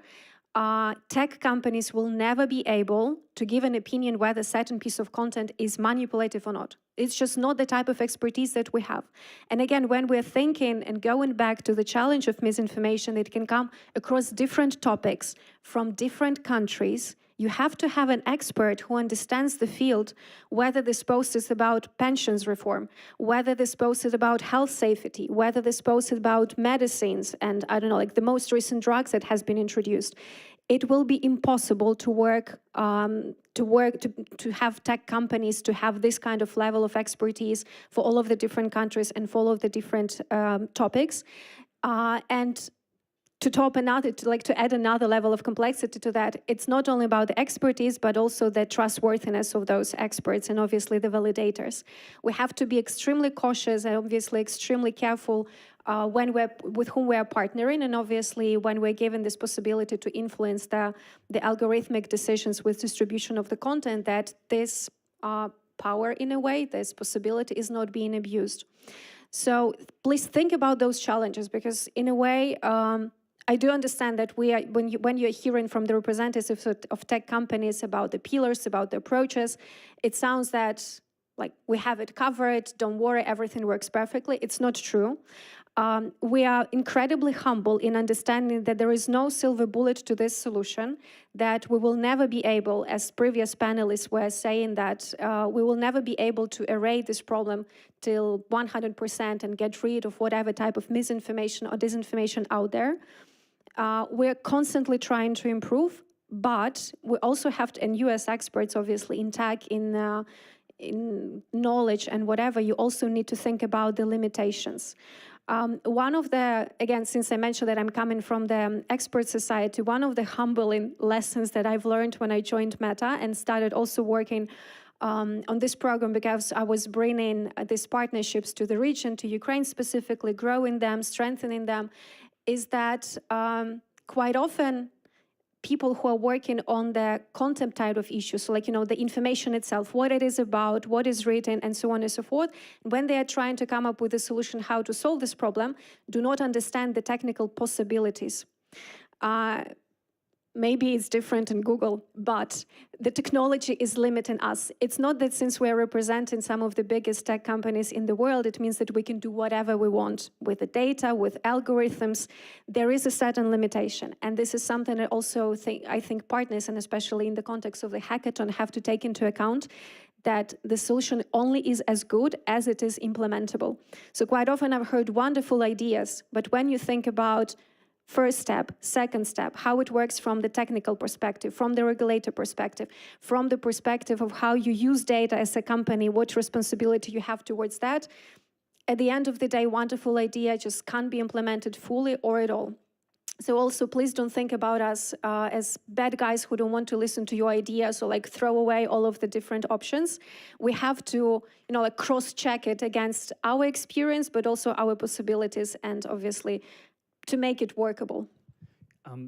Basically, I wanted to ask more about partnerships, and as you touched upon this point, so could you maybe elaborate a bit and tell us what kind of partnerships potentially were established, if you're able to disclose, and kind of what nature of these partnerships is. Just, I mean, not in the abstract, but rather in maybe a couple of cases that would give an idea about how potentially partnerships with Meta could look like. And same for Marcin. If you have any cases to share, specifically in this region, maybe some recent partnerships, that would be really interesting to know what's the nature of these partnerships. So first of all, it depends in which field. So, like from the perspective of Meta, we are dealing with almost every single issue out there, what people talk about or what is happening online. So obviously for us, like the technical perspective, working with IT societies, with communities, with experts on technology itself, on coding, on building programs. I mean, please do not forget that we are currently also engaged in an incredibly ambitious program out there. It's not like initiative on our company, just on our own, but this is the next stage of building the internet, so like building the metaverse. So like obviously there is a huge partnership which is going also in that direction. So what's next, not only for fighting misinformation and disinformation, but also developing technology as such. But obviously there are also some expert partnerships. So when it comes from this perspective, and to be honest, I will be talking about that because I'm closer just to that bucket. I do not sit on tech companies or on engineering side of our company. So I would mostly work with, first of all, third-party fact checkers who also provide lots of the experience and expertise, but also experience from their own side, because they are the ones who are using the tools we have provided them with. They are the ones who are doing this incredibly important work for us and have the biggest insight actually when it comes to the fighting different types of misinformation, following trends. This is also incredibly important for us because there might often be an intersection between, when it comes to trends and content, between the malign activities, but then also the content which is violating our community standards and can be removed. So like the entire notion of moderating content is also the big part of the job we are doing, and fighting misinformation is just part of that entire bucket. And I think from the perspective of partnerships, the thing that I'm enjoying the most actually, and I see that's incredibly fruitful work, is working with NGOs which are focusing on disinformation. So across the region, we have a number of different teams, organizations which are focusing on finding potentially the coordinated inauthentic behavior networks. So something that I mentioned to you at the very beginning. So networks which are quite often being mixture, so it's not always that they're relying fully on fake accounts, but we are able to establish the entire coordination behind the scenes and obviously understand what the network is about. And from what I've seen, in many cases, the most groundbreaking flags about or like escalations about a certain network, about a certain type of information operations, is quite often not coming from our internal teams, even though we do the monitoring, but actually from external partners. And I enjoy talking to those people a lot. This is basically Sherlock Holmeses of the internet, who know already, I think it's like on the subconscious level, how to tackle, some suspicious things, some suspicious activities. Surprisingly enough, obviously in the context of the war, this has changed a lot, but before the war, like the full-scale invasion of Ukraine, the most interesting cooperation that we had was actually in Georgia with a local organization which had almost 100% accuracy when it comes to detection of the coordinated and authentic behavior networks. They have created the algorithm, like not in the terms of code, but steps that they are looking into to detect the malign activities and behavioral activities online. And we've been ever since not only working with them, but obviously sharing their contacts and their expertise with other countries in the region and beyond. So from the perspective of, and obviously when it comes to the partnerships, we internally have teams which are building policies and community standards and approaches for our own. And obviously we have people who would be responsible for certain backends, but it doesn't mean that, like 10 people at Meta will decide whatever is happening externally and how we moderate content, and we do basically what we want. before introducing any kind of change, before introducing any kind of amendment or a new policy, we are seeking partnership and talking to experts externally, again, being incredibly humble that we might have technical solutions or capability to scale certain solutions, but the expertise and knowledge doesn't necessarily sit at the tech company. In this context, this is incredibly important to have the possibility and platform, and from this perspective, this is one of the parts of my job, to find the organizations, to work with them, and to be the channel of communication that if there is an information that from their perspective is valid to be shared with a technical platform, I make sure that it reaches the correct team, the correct experts on our side, and we're definitely looking into solutions. Obviously, also to understand that it's not always the case that we can implement every single recommendation that is given to us, but we definitely always very thoroughly review all those recommendations. We will be very happy to share the results of the hackathon with you. So maybe your next organization is already in this room. Marcin, anything you could add on partnerships, anything interesting that happened in particular recently? I'm not sure you will find this interesting, but again, echoing a little bit what Katarina just said, we have also, or I personally, have been trying to build this network of organization that could help us identify both particular pieces, but also mostly trends, right? Give us more information, help us grow, help us develop our both practices and technology, because this is two things. The technology is only one thing, the other thing is the policies, right? But some people are perhaps, I was maybe surprised when I joined Google how rules-based this whole is. And it's like to a point where you think this is way too principle-based, right? Because the teams that are responsible for moderation, they have their law, so to speak, and the community guidelines that you just mentioned, and they stick to it very, very strictly. There's no way convincing them that, oh, maybe you can just, no. The law is the law.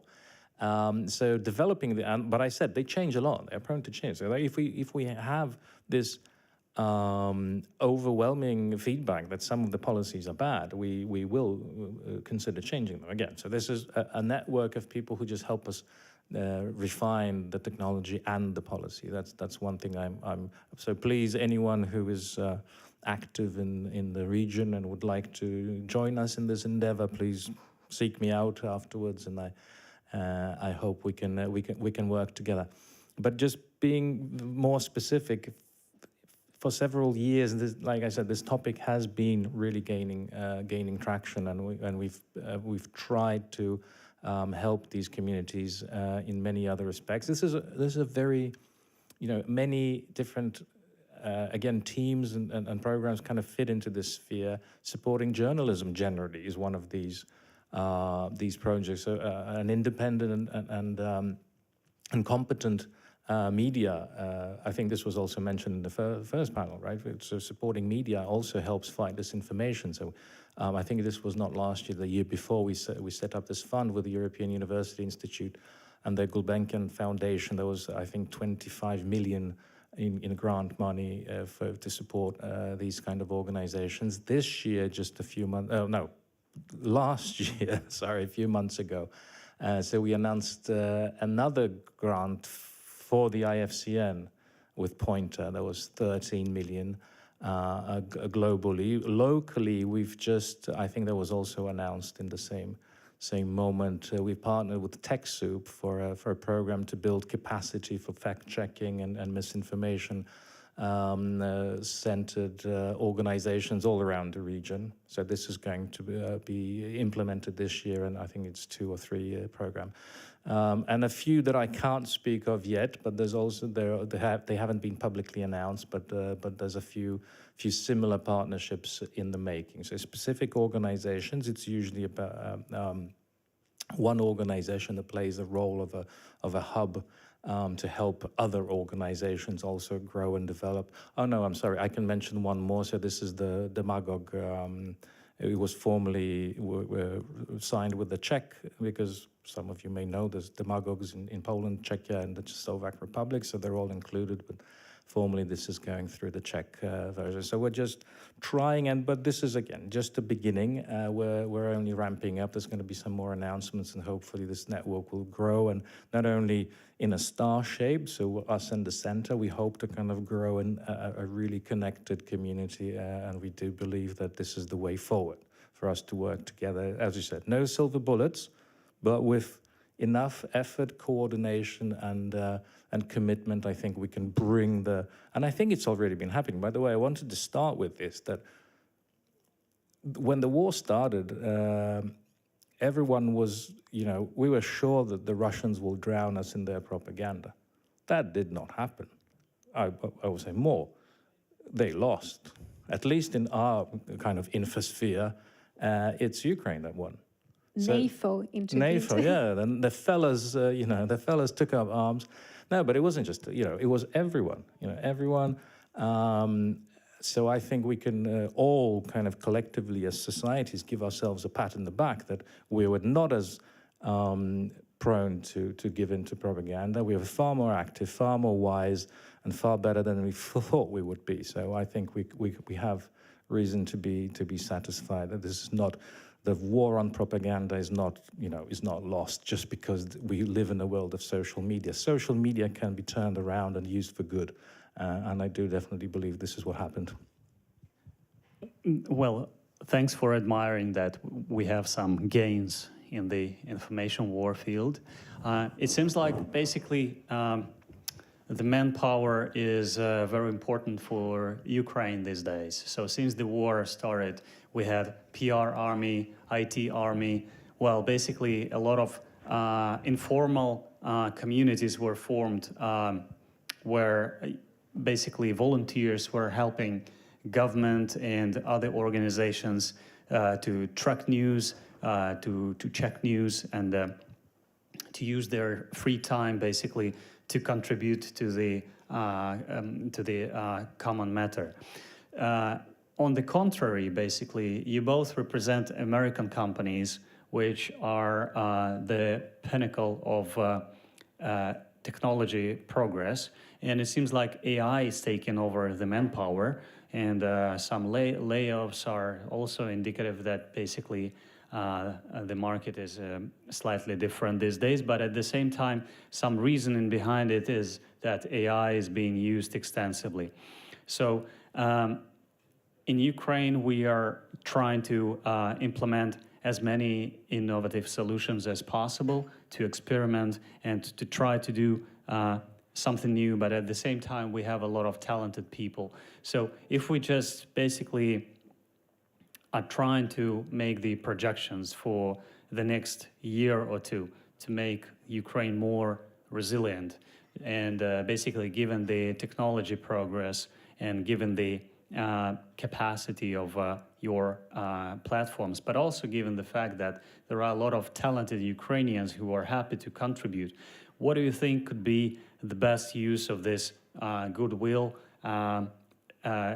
technical skills, and the actual capacity of Ukrainian society and other societies which are our neighbors, like Polish one, for example, who could contribute to the common benefit somehow and give a better use? Do you think maybe there should be more use of technology, or, for example, these voluntary efforts should merge with some existing organizations? From your perspective, as you are seeing the bigger picture, what do you think could potential next steps be for people who are involved into information war and they just desperately want to continue so until the Ukraine and the actually Eastern European democracy is resilient? Okay. We're making turns, have you Sure. noticed? Okay. I know it's challenging, but no, I don't want to sound like I can give advice to to Ukraine or the Ukrainian people. I'm definitely, this is not way above my head, and I would not like to lecture anyone about this, especially since I think given the circumstances, Ukraine and its people are doing an unbelievably great job. So, you know, I definitely don't want to put myself in this position. So, but if I would just, on the general, very general level, any remarks on what should be done by not just Ukraine, I think any nation and any state, and the role of technology, absolutely crucial. I mean, of course, I'd be not sound very credible if coming from Google, I would say, no, technology, no, don't do that. But definitely, and I think Ukraine is doing so well, in part because you did invest a lot in, and you said you have a lot of wonderfully talented people, and the government was also, you know, have the wonderful minister Fedorov, who was, you know, you were lucky that he was so forward-looking, and there's a lot of, you know, it's not, of course, not luck. It's just good decisions that are being made, and I think you just should continue on this road. And I think some of the plans that were kind of tabled of making Ukraine very competitive, very focused on technology, et cetera, that is definitely some good forward-looking strategic thinking. So, you know, again, I could just applaud and say continue doing what you're doing. Obviously, things like the cloud enable the state, as you know, the administration, but also companies to become resilient to severe even shocks, right? Much more than if you had you know, a server in the basement. So using cloud technology, generally opening up, making connections with the global economy. This is all, you know, this is all ABC of good governance on one hand, but a lot of countries still struggle with embracing this. But I don't think I should, you know, I don't think Ukraine has this problem, and the government, I think, has made its policies quite clear. And again, counting on the ingenuity of the people, I think, yeah, I think just continue, and, you know, hopefully soon you will be able to continue this development in peace, which is, I think, the most important thing now. Anything you'd like to add? Just, you know, like 100% agree on the last sentence, that the main thing that Ukraine needs is actually peace, because there are already so many different elements out there, be it talent, be it resilience, be it incredible devotion to work. Me, myself, you know, even being Ukrainian and obviously knowing very well how it's happening in Ukraine, but quite often when we will be having work calls with other colleagues from Meta and with Ukrainian side, calling from basement, calling from bomb shelters, and still delivering the highest result and the best work. This is something that the entire world admires about Ukraine. The fact how we aren't able to lose the sight and obviously use the expertise and this drive to work given the circumstances. From the perspective of the business, there are two different ways to answer. So, like, on one hand, what business can develop directly in Ukraine, which obviously is a huge, with a huge problem of the war and an incredibly hard question from the perspective of any kind of direct investments. And it's not for me, not for Google or other tech companies to resolve because there are too many security and other challenges in play. But there are also opportunities outside Ukraine. And we personally at Meta have been building with local partners across Europe lots of different programs which would allow connecting Ukrainian talent, specifically in IT, to the companies which are hiring. Like, I think the biggest showcase we had in Germany when we have created this incredible cross-function platform, when we, surprisingly as Meta, we've never done it before, but we actually function as an intermediary. We're helping Ukrainian talent find an employee, for example, in the tech sector in Germany. But this was one of the local initiatives of my Meta colleagues, how to support Ukraine and Ukrainian talent in the context of the war. And obviously, from this perspective, the positions which are open for Europeans, for Americans, they're the same open to Ukrainians. So obviously, quite often this is the question for the talent, the choice that they would like to make, whether they would like to go to the global company and work over there, or support a local startup and development of the local initiative, and then obviously try to work with competitors, with companies, but also big tech in the longer run.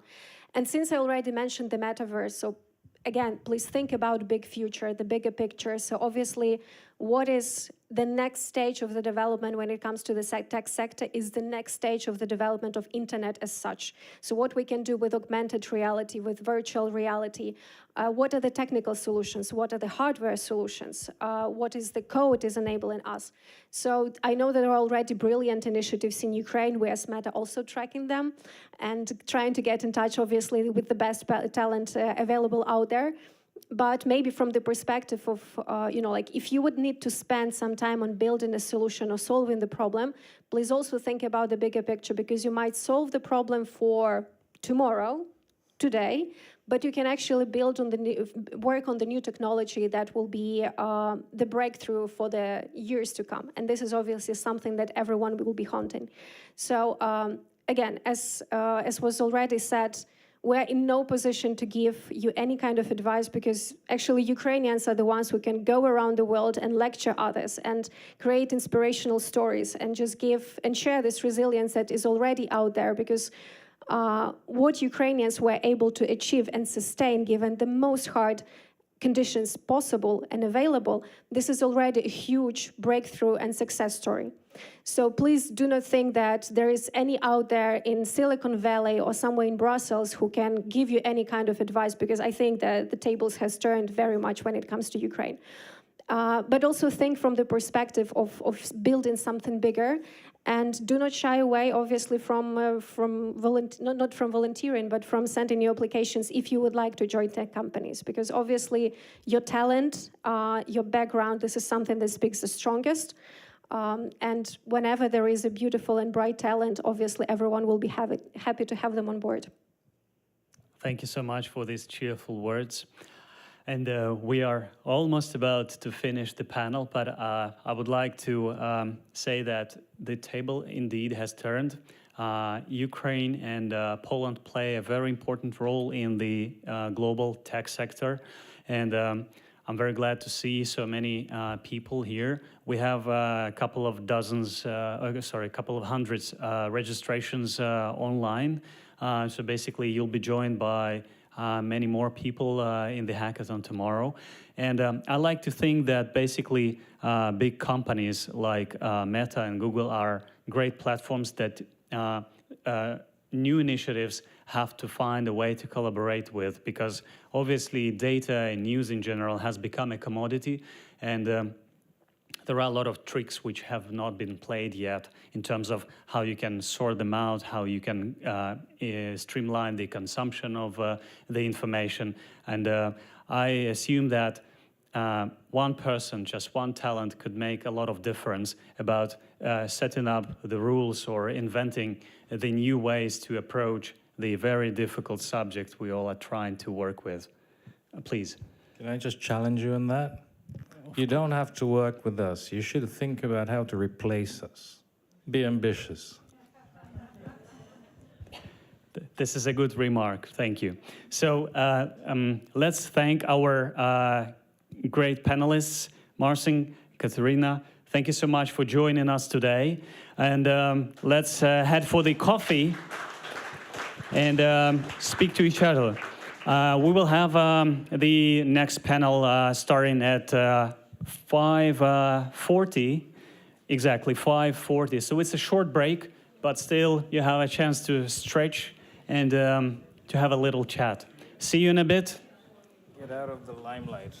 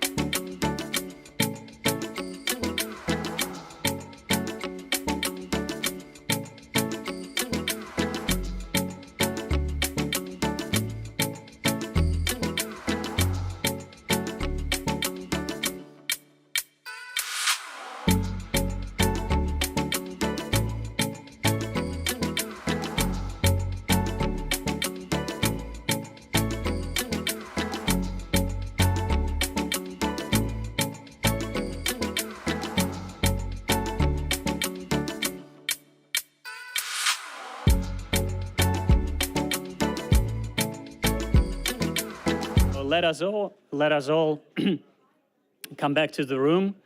Take your seats. Don't forget that we have a lot of online participants, so please do not cover cameras. We have 3 cameras in the room. Please do not cover those. I believe because we are speaking about disinformation and media, you know how cameras work. So please do not cover them. And let the organizing team invite everyone back to the room. So we will have one more panel, and then we have a couple of presentations tonight. So the next panel is focused on civil society. So basically, we had 2 angles right now, one government and international organizations. The other one is more about technology and big tech and corporations. These are 2 driving forces, but there is a third one which is super important, and specifically when we are talking about disinformation, civil society organizations and recently in Ukraine played a crucial role in contributing to the positive progress, and this helped a lot both the government and technology companies. So I would like to announce the next panel, which is Civil Society View. There is a perspective that the panel will share with you. We have amazing speakers here, but I will give the floor to the moderator first. This is a senior program director from UCBI, Konstantin Kuznetsov, who is quite a prominent figure in Ukrainian media community because he has a lot of achievements, and specifically recently. And Konstantin will tell us more about what he does and introduce the amazing panel. Konstantin, please welcome on stage. Thanks for joining us tonight.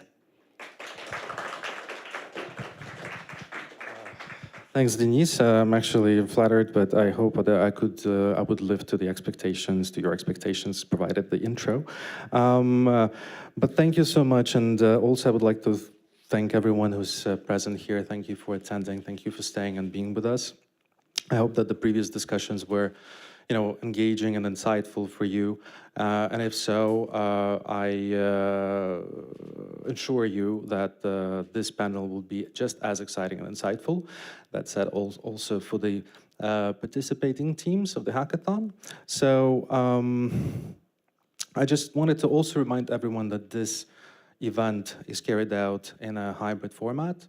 So there's online and offline participation. So if any of your colleagues that are not present here and you think that this content and this topic is actually of interest to them, you are welcome to share the link to the stream so that they just became a part of it.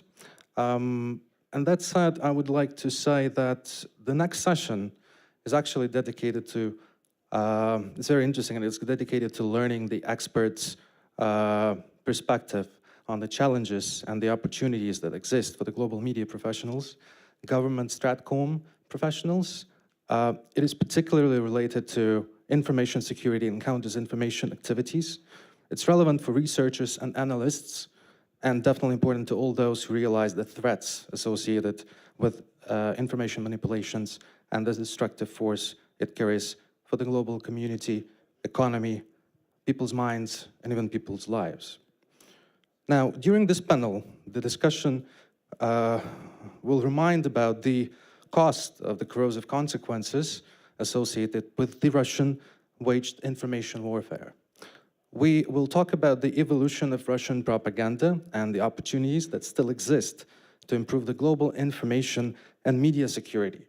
It will be about narrowing the gap in the international collaboration and improving its efficiency on a global scale. But most importantly, the experts will shed the light on the less obvious underpinnings of the current state of affairs in media and disinformation realm. Perhaps suggest the solutions, and hopefully they'll be able to route the hackathon participants in the right direction, not to waste their resources. With that said, I'm honored to introduce the participants of the next panel. Speakers of the panel are Vukashin, Petrovich, Vice President, DT Institute.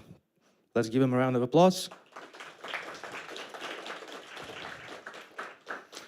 It's Mircea Nanka, contact point for Ukraine, Stratcom Division, European External Action Service, EU versus Disinfo.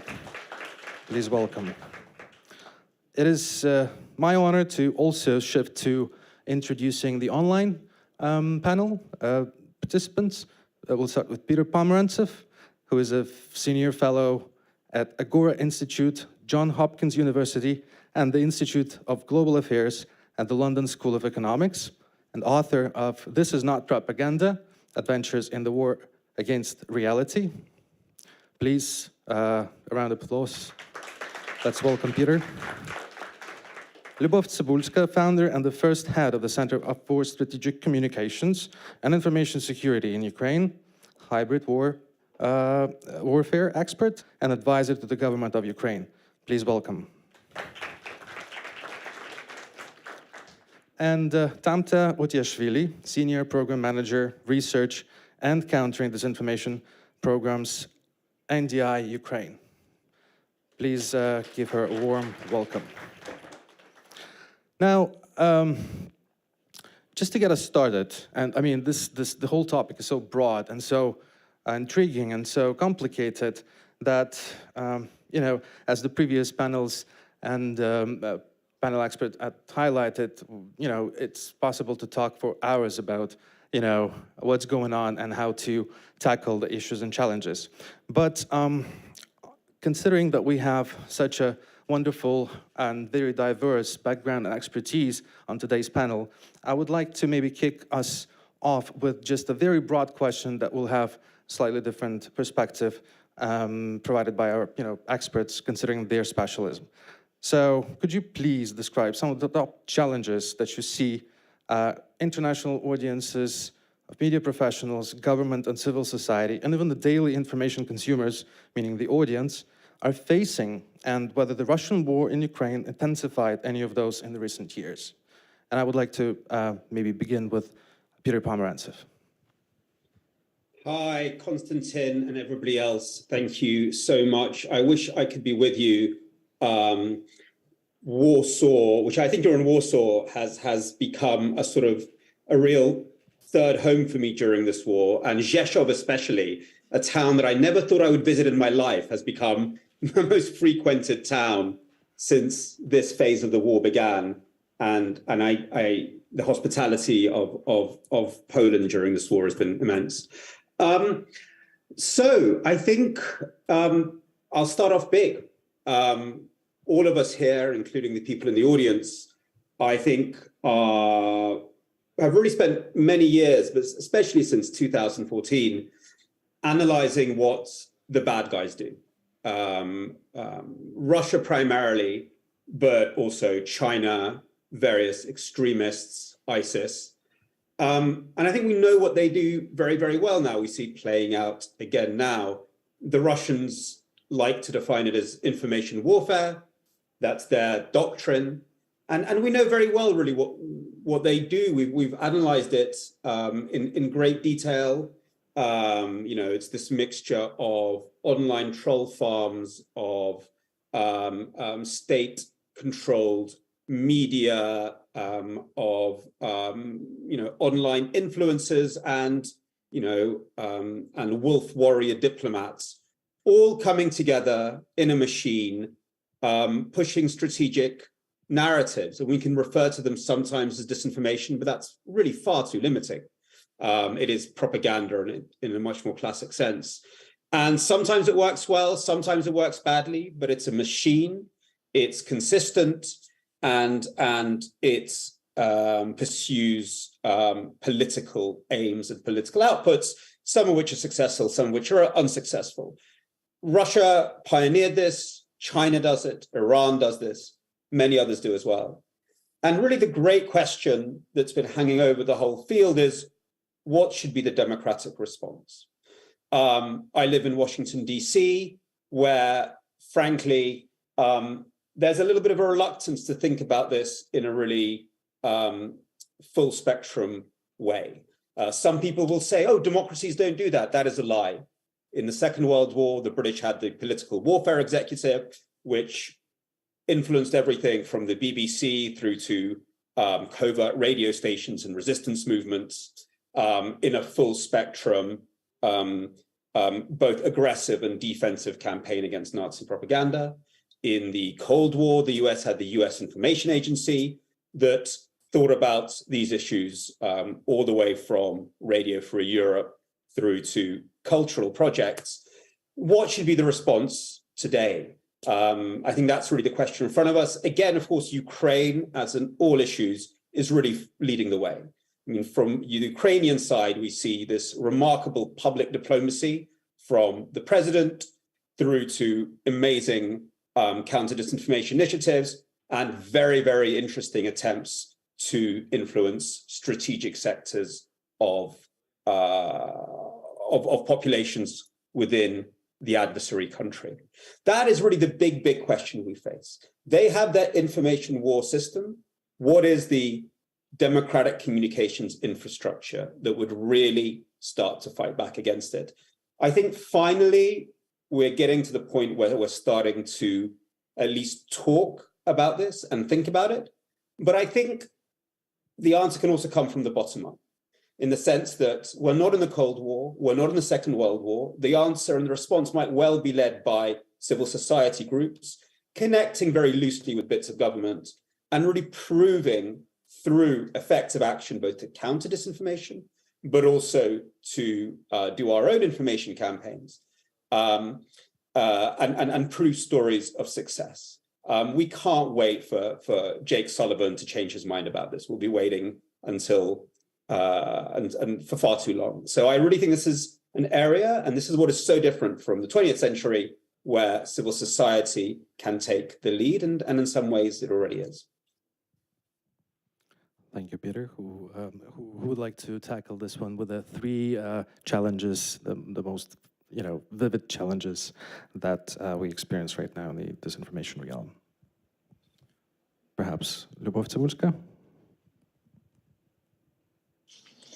Hello, everybody. Thank you so much for having me today. And I'm very grateful to the organizers that we have this conversation today.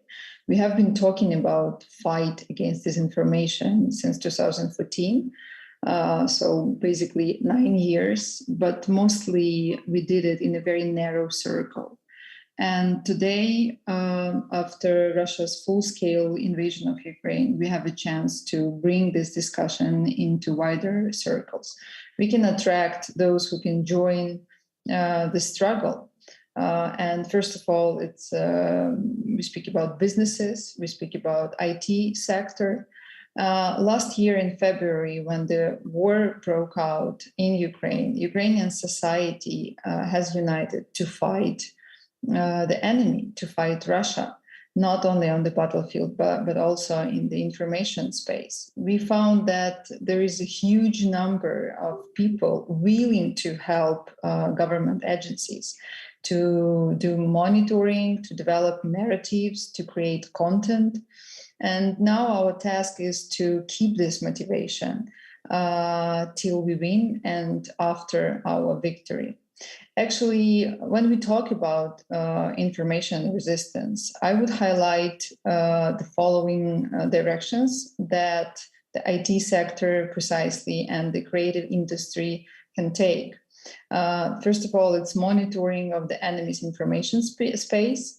It's a very important work. It's very needed, and obviously it can be done by machines. It can be done by computers. It's also a detection of bots and those accounts that spread disinformation. And we can help tech companies to counter these accounts. And of course, this is strengthening of Ukrainian narratives. This is about creating content and disseminating it. We say a lot that this war is about values. It's not Russia against Ukraine. It's not Russia against the West. It's about the values that all democratic countries share. So that's why I think that everyone who is close to these values that Ukrainians are fighting for should join us. We shouldn't let totalitarian regimes to win this battle. And I'm very happy that today we have such a diverse audience, and we can bring all these questions to its attention. Thank you so much. Thank you, Lyubov. I think we just wrap up with our online experts, and then we're moving back to the room. Please, Tamte, what are your thoughts about the top challenges, as well as maybe the gaps, and maybe what do you think, in your opinion, is most important to pay attention to right now in the current context? Thank you, Konstantin, and Peter, Lyubov. Thank you for your opening remarks. Thanks a lot to the organizers, because this is really a pleasure to be on this panel, and very important step forward, bringing different communities together. I'll be very brief and hope that we can go into more details during the discussion. So I wanted to say a couple words about the challenges, as well as new openings and new opportunities that we are seeing in spirit of the hackathon, as well, to highlight the tech community's role. As many speakers already mentioned, this is not new for Ukraine, and I think Luba also mentioned Ukraine has been at the forefront of information war since 2014, and we can spend hours really talking about the accomplishments of Ukrainian civil society organizations and the government in this space, whether it will be developing tools for monitoring, providing analysis, developing information materials, raising information, promoting media literacy, reaching out to audiences, and so on and so forth. And the most important part is that we've all seen the results of this tireless work. Year after year, we saw more and more Ukrainians knowing what disinformation is, how Russia, and why, more importantly, Russia is trying to undermine Ukraine's democratic and pro-Western aspirations. Though the full-scale war in last February, that started in last February, did change and shift the context of disinformation. It left, more than ever, it left the borders of Ukraine. Disinformation against Ukraine left the borders and went way into the West and the global South, which obviously posed new challenges to the community in Ukraine that has been in this fight. It made some of the existing systems obsolete and disrupted the existing communication and collaboration infrastructure that Ukraine has been building for the past 8 years. However, I think we need to be very proud, very loud, and very clear that despite these challenges Ukraine resisted, we witnessed unprecedented adaptability, flexibility, and resilience of the entire society, but in this case, I'll concentrate on the civil society organizations. In the first months of the full-scale war, we saw how CSOs redesigned their approaches, adapted monitoring tools, introduced new ones, started thinking about long-term strategies, and Ukraine truly positioned itself as the leader that it is in the fight against in this information war. There are, of course, challenges, and the main challenges for today is, I think, how do we, as Luba mentioned, how do we maintain this motivation? How do we maintain this unity?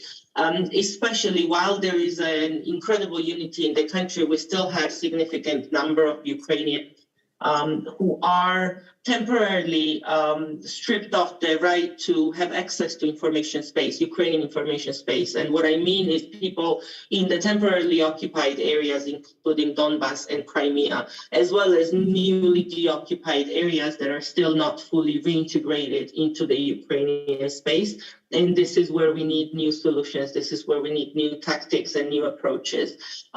Ukraine needs to explore new avenues to communicate with the wider world. And in spirit of this event, I think I'll mention some of the openings that tech community can offer to help out in this fight. One part of it is the skills itself that the tech community holds, and we all know how creative, how strong this community is in Ukraine. But another part is the strength of the community itself and bringing together two strong communities into the fight against the information warfare. We at NDI are big believers of collaboration. And I truly think that this is a unique opportunity, a unique chance for Ukraine to pioneer something new, something effective and powerful. There is already so much expertise that exists in both fields, and bringing them together can create a new success story for Ukraine. And we can go into the details in the discussion. This can be things such as advocacy,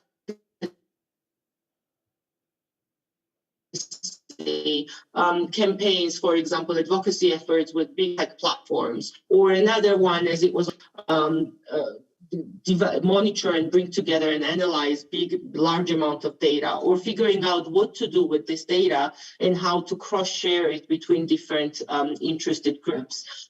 There is also the whole new industry of gaming.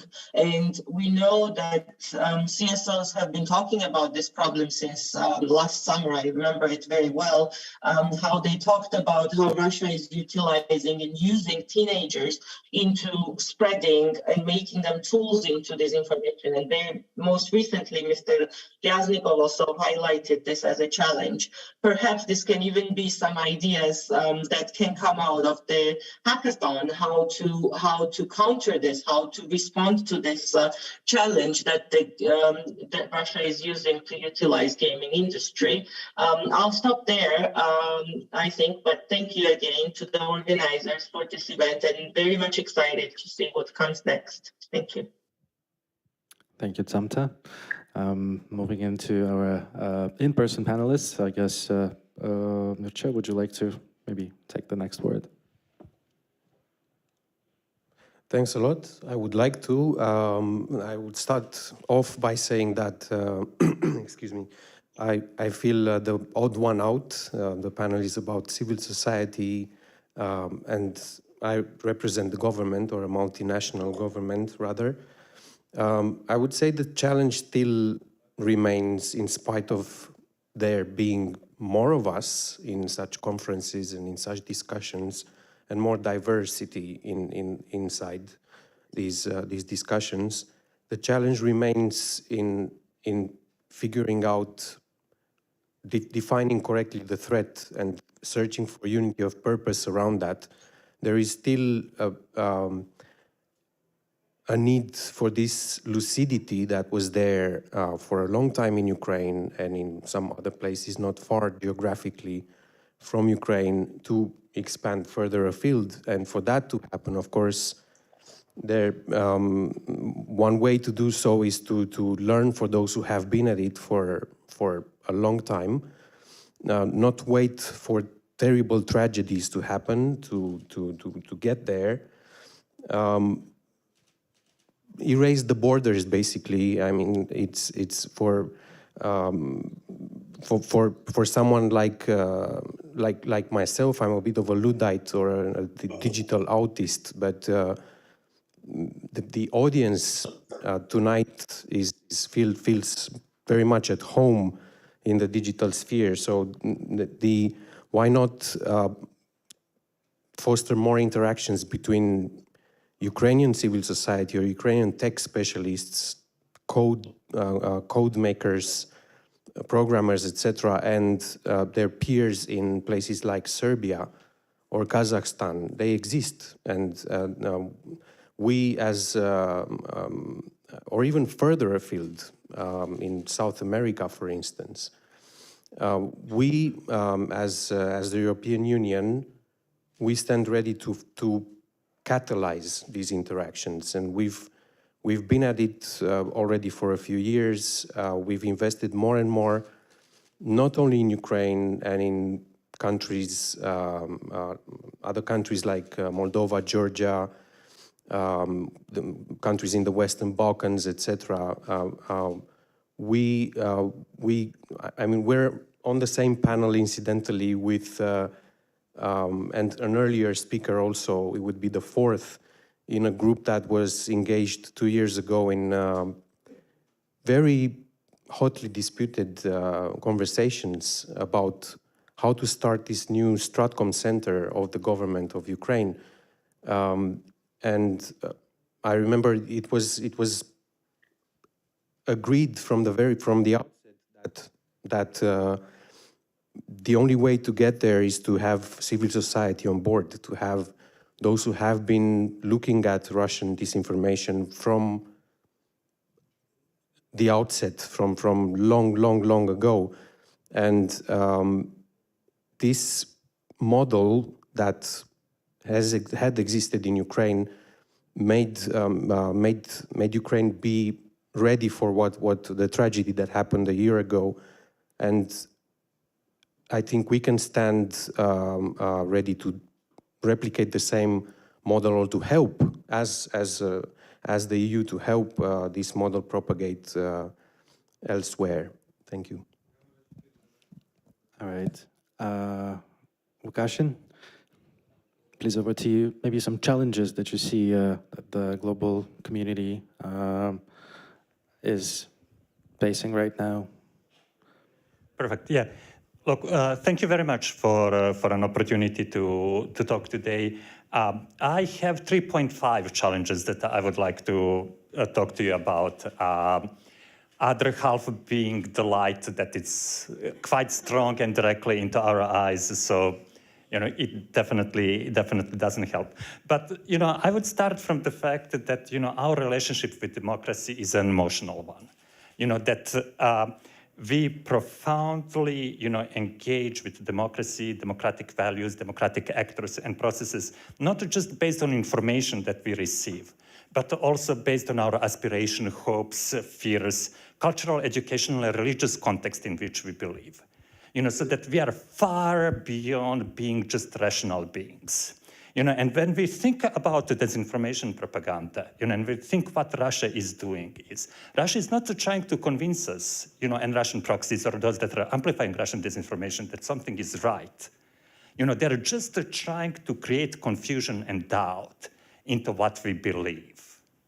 And they're trying to undermine our respect for democracy, our belief in democracy and democratic values. And from that perspective, they are very successful. Maybe not in Ukraine at the moment, we will get to there in a moment, but when it comes to Central and Eastern Europe or European Union at large, demand for democracy or attitude towards democracy are declining, and they are, worse than ever before. And from that perspective, I would say one of our biggest challenges is how we can, and what we need to do to make us believe again and believe in democracy and democratic values more. And I would say, even, so it's not about countering disinformation. It's not about, that a game of like ping pong, they send, wrong information our way, we return correct information. It's about, first and foremost, about promoting human rights and democracy. And I would say we need to have a strategic approach, which we don't, to promoting human rights and democracy. And, taking it even a step further, it's about reinforcing social norms that promote, these desired attitudes towards democracy and, active participation in democratic systems. So, as I'm thinking about, how we should counter disinformation propaganda, it's from this, normative and values perspective, and if we focus on that, and if we build more resilient societies that, again, believe strongly in democracy, disinformation propaganda will have a much harder time undermining that belief in trust. Second big challenge is that we are so focused on news content, as the way to counter disinformation and propaganda. And, even youth find the news depressing and overwhelming. So all the research shows that youth, even those that read news in social media, avoid reading about politics. It makes them feel bad. They don't want to feel bad. And that we again, they don't consume news in order to stay informed. But because it's entertaining, and because it's easy content to share. And again, we don't focus on things that youth actually consume. And if you say that on average, people up to 35 years consume 8 hours of content during the day. 3 of those 8 hours are music and television. 1.5 hours is gaming. Then we are talking about 1.5 hours of social media consumption, 1 hour of web browsing, etc., etc., etc. So effectively, and they enjoy television, they enjoy music, they enjoy gaming. They use social media because they feel that they have to. So, in other words, we are missing the point. Most of our efforts are focused on countering disinformation, that is focused on factual news content that appeals to the audience, critical thinking via social media. While our audiences care about something completely different. They have an emotional engagement with the democracy. They like movies and TVs, and they, just want to feel good about, life that is, very overwhelming for them. And the third point that I would want to make is that we very much operate in the dark. And I would say one of the biggest challenges that tech community has is to find a way to help us measure effects of disinformation, and at the same time to measure effects of our, let's say, countering of disinformation, because most of the measures that we have are all about short-term efficacy or our self-belief that we can recognize disinformation, and our short-term knowledge retention. Nothing long-term, so in a way, we are missing the point and we are operating in the dark.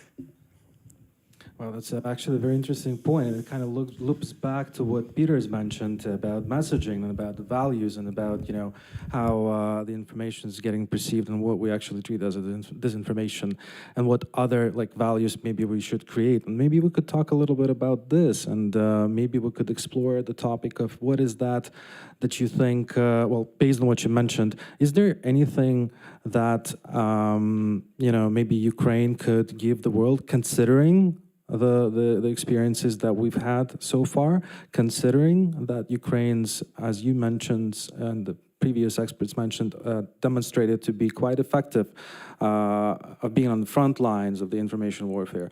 Is there something that Ukrainians, and civil society in particular, could share with the global community in terms of proper messaging, and maybe some tools that were employed, or maybe formats that were employed in the past years to counter disinformation and create some of those values?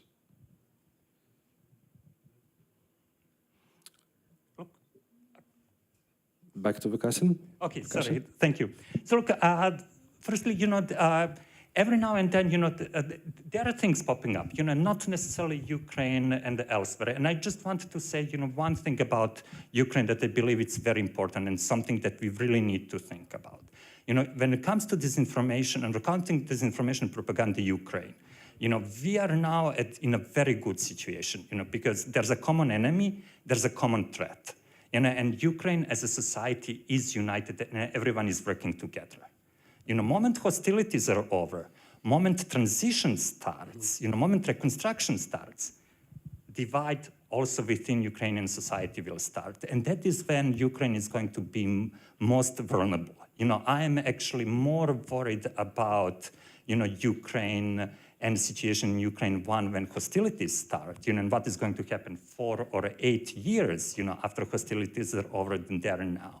Because, and we could see it, elsewhere in the world, moment common enemy is gone, divisions start, and then that is much more fertile ground for foreign interference inside the country. But when we are talking about now, just to put that aside and to go back, for example, in Serbia, there are quite few interesting things that are happening in terms of disinformation propaganda.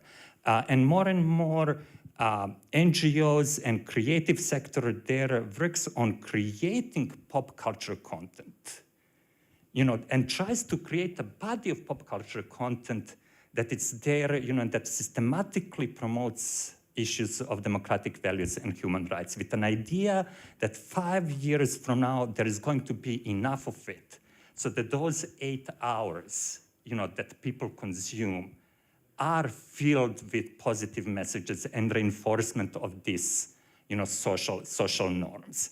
And again, I think, one of the things that, discussion is happening there, which is good, it's not about creating just a standalone content, but thinking how to integrate these messages, how to integrate, conversation about social norms into a content that, into a love story, into a sci-fi story, and about other things, so that, people do not disregard it as, it's a piece of education. Again, I'm not interested in it. So in a way, how to sneak into, these messages into other types of content. Now I can continue. Games are perfect, also for actually countering disinformation, propaganda, or promoting human rights, because, again, if you think that, average game plays 30 hours, you actually have someone's attention for 30 hours over a period of time, and you can use it effectively to shape someone's attitude.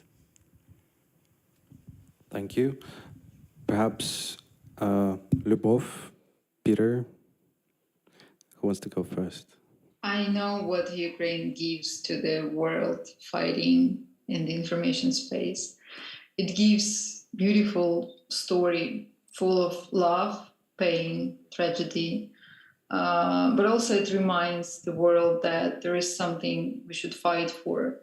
Though some things, some notions which might be forgotten by somebody, like freedom, independence. And I think that we are coping really well with this. And especially Ukraine, it's like an underdog, and we keep saying that. And that's why everybody likes, I mean, not of course everybody, but many people in the West likes our communications, because seemingly we are weaker. Obviously, we are smaller, but we managed to fight and we managed to win because we know why we are doing it and because we are very sincere in it. And I think that this global narrative we spread, it's very powerful and people understand it. Obviously, we still have a lot of different audiences. We have to communicate these narratives. First of all, Global South, and I think that we will talk about this a little bit later. Obviously, our voice is not heard everywhere, but from the very beginning of the full-scale invasion, Russian propaganda thought that everything is set up. They have everything set up. They thought that if they would apply the same methods they had been using for years, then everything is going to be all right. But it hasn't happened. And Ukraine basically took initiative from the very beginning in the information space. Thank you. Peter, you want to go next? I think without a doubt, Ukraine has shown that you can firstly do public diplomacy in an effective way. I mean, Zelensky's conversations with the peoples of Europe and America and other countries have been remarkable. And this is something that used to be done quite a lot. You know, Churchill was quite good at doing this. In the Cold War, Reagan and Thatcher would do it. It's an art that many have lost. And I think Zelensky has really, and his team have really reinvented it for the 21st century. And it's really quite phenomenal.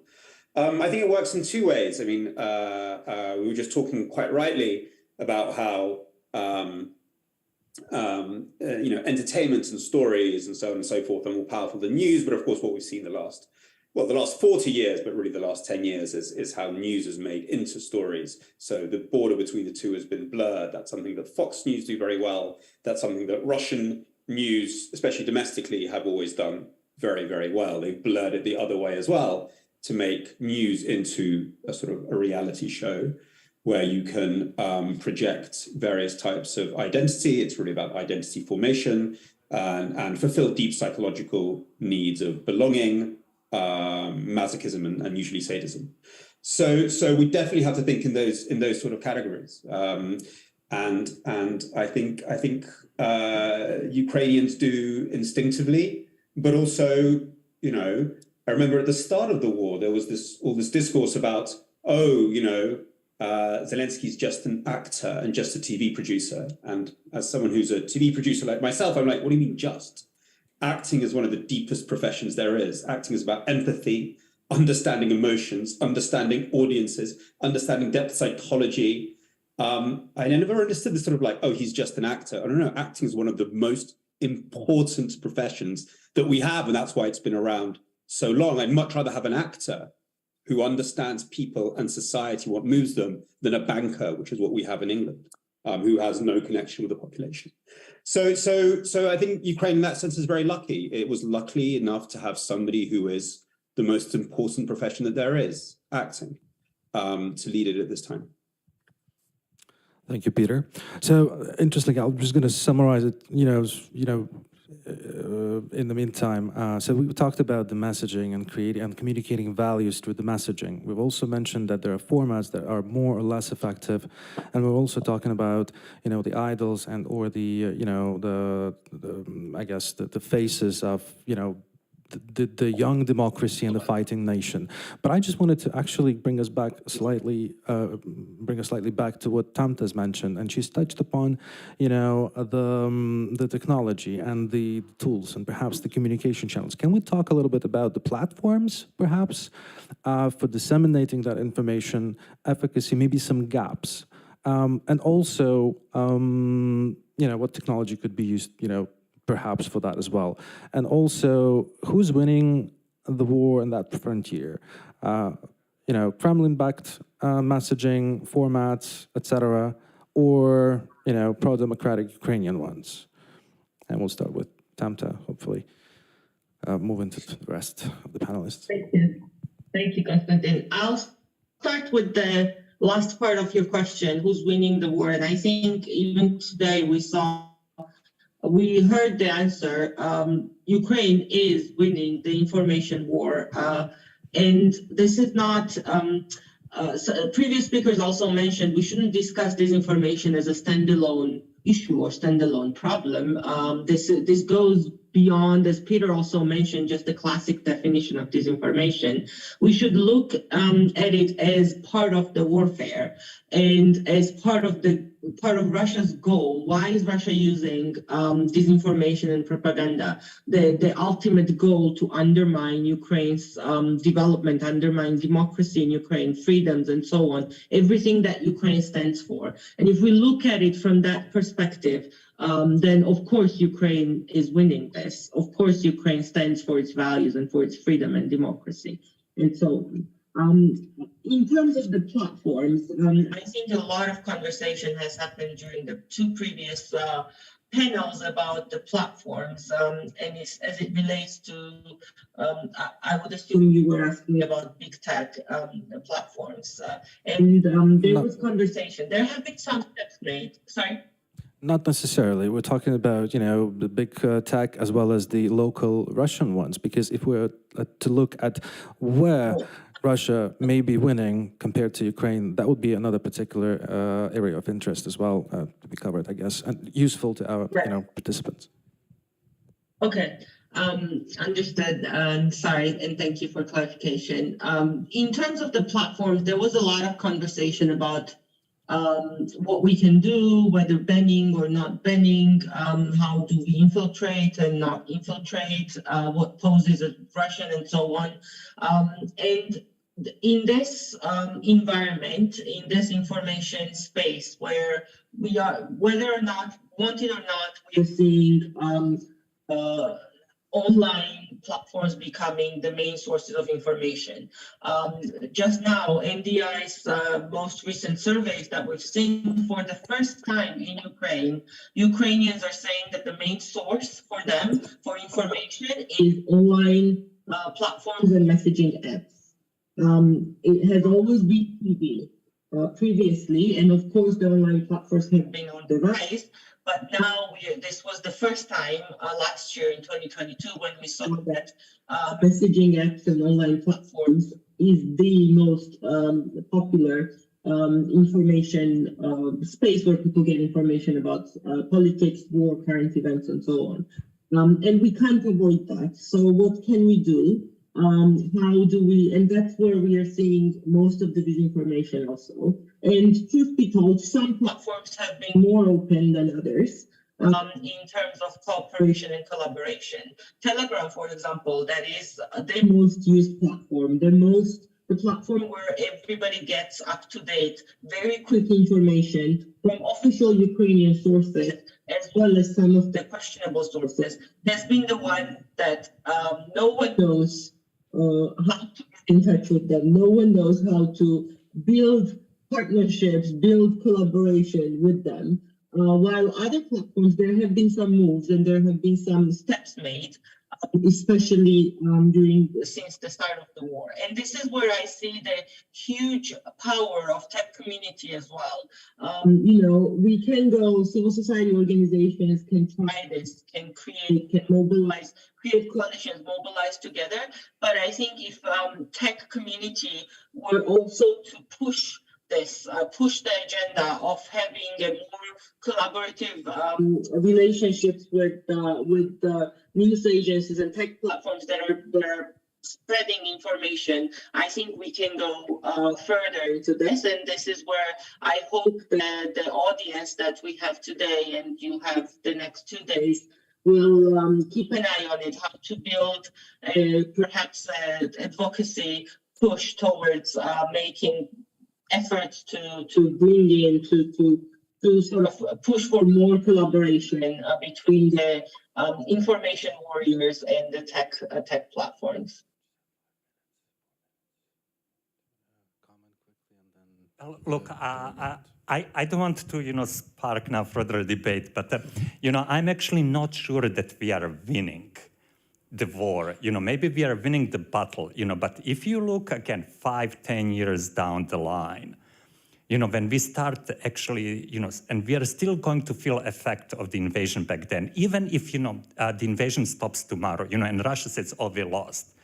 Economic crisis, energy crisis, refugee crisis, cost of recovery of Ukraine, and then a radicalization of Europe, moving in general of, public attitudes, more towards right and more conservatism, all that is going to, just create Europe more vulnerable and more open to Russian malign influence. So again, I am very worried, not just about if we are winning now or not, but what all this means for 3, 5, 10 years down the line. And again, I go back to the whole issue of values. One of the first lines of defense for us is work on the values, because that is going to determine how people are going to vote and what people are going to support.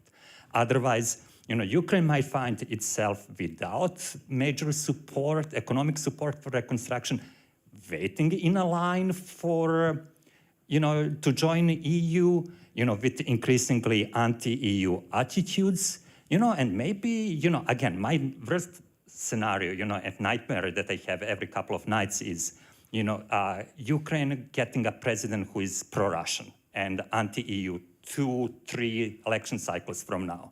Never say never, but, again, I need us to think in those terms. Yeah, thanks. Yeah, I feel obliged to react because the EU was mentioned, and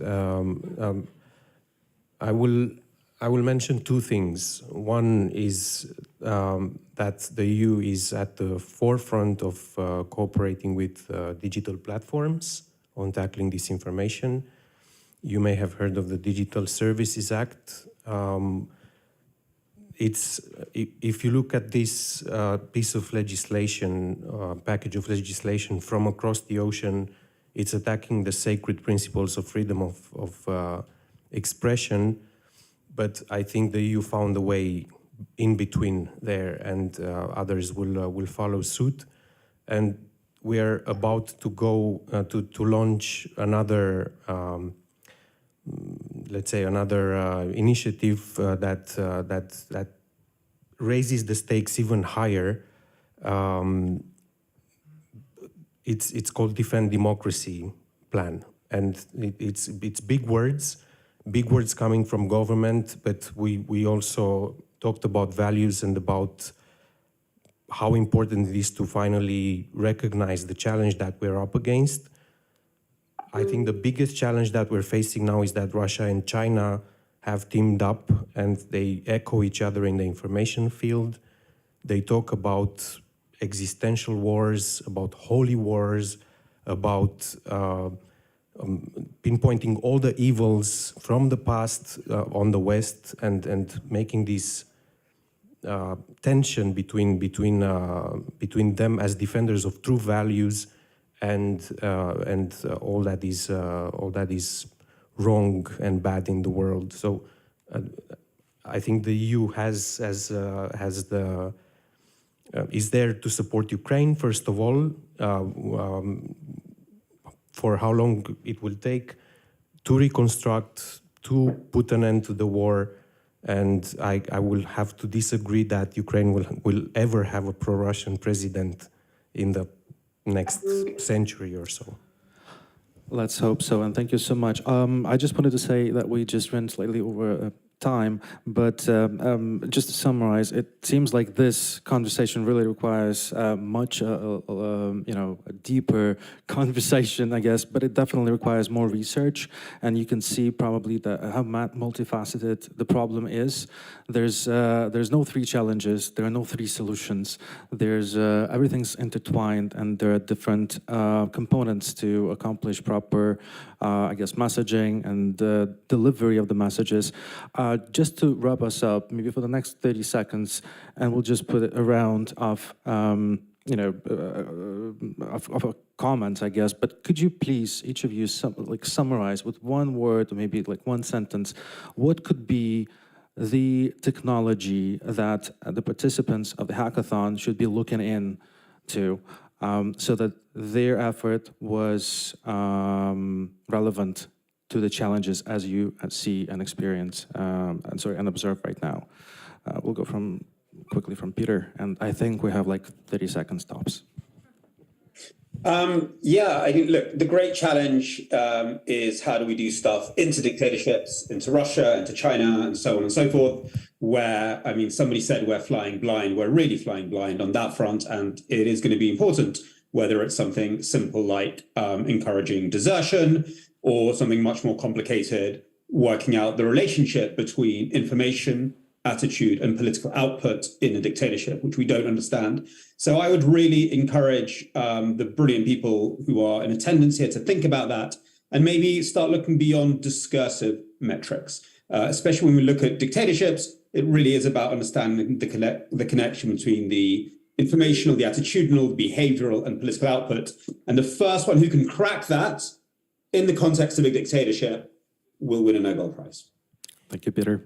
Lyubov, please. Just a few words, please. If I may, I would like to use my 30 seconds, not for talking about technologies, but to answer that thesis that Ukraine might elect a Russian president in 2 years. I think it's a very, very misleading and dangerous point. I would say that it's crucial for all of us to be united and to believe in Ukraine. Ukraine is losing their people. We are losing people in thousands, and these people are fighting for democracy of all these countries who are present today in this conference. So I would really encourage you to be really careful about such things, because we know what we are doing, and we have very good immunity against Russia, hopefully for many, many years ahead. Thank you. Thank you. Tamta, maybe a couple of words to summarize, just to give a piece of advice to our hackathon participants. Where should they invest their time and effort in? Yes, I would still encourage the participants to build communities that is embodying the strengths and the opportunities disinformation community and tech community has, and to concentrate on the one hand, expanding the reach of the unique and absolutely incredible communication efforts that Ukraine is doing. So help the actors reach out to more people across the West and global South.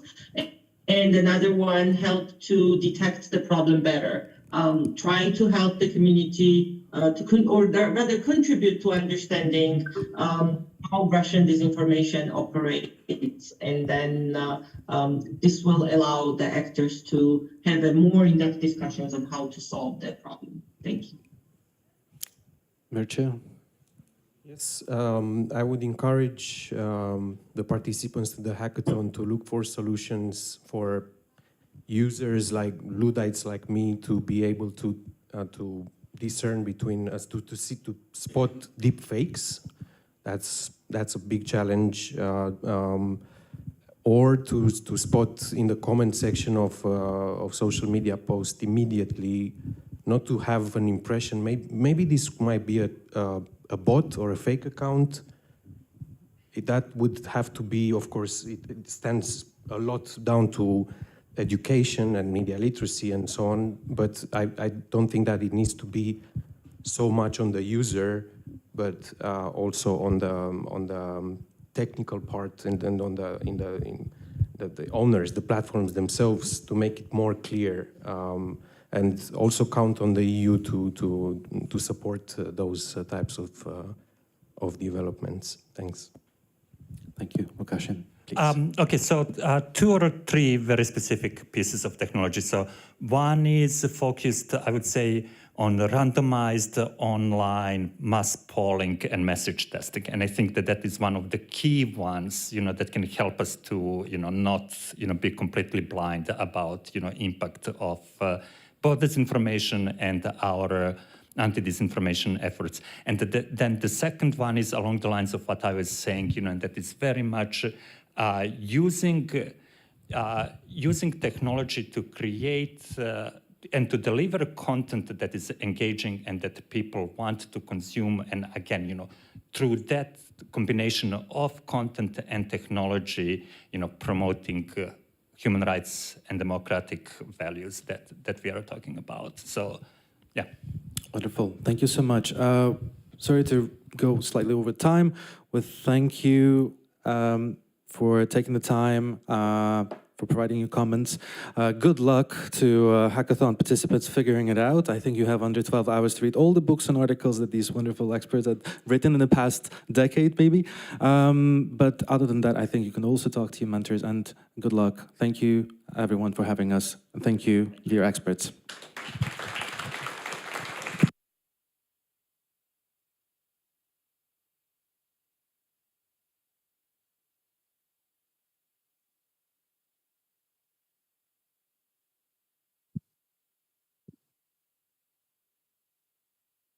Let's thank again our amazing panel. Kostya, thanks for gathering everyone online and offline. So we are about to continue. Let's get rid of the last chair. So there are a few legendary media organizations that were shaping basically the democratic, transparent, and fair information agenda in Ukraine and other neighboring countries for years. You have seen Miroslava Gongadze today, who represents Voice of America.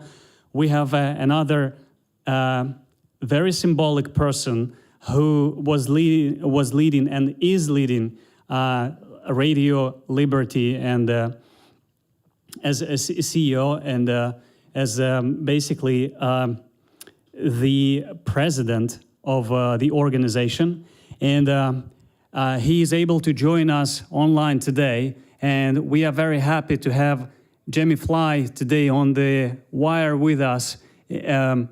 We definitely are looking forward to hear from you. And Jamie, we are having you full screen right now, and a lot of Ukrainians and Polish coding and media professionals in the room. Please, the floor is yours. We are very happy to have you tonight. It's great to be with you, and I'm sorry that I cannot join you in person.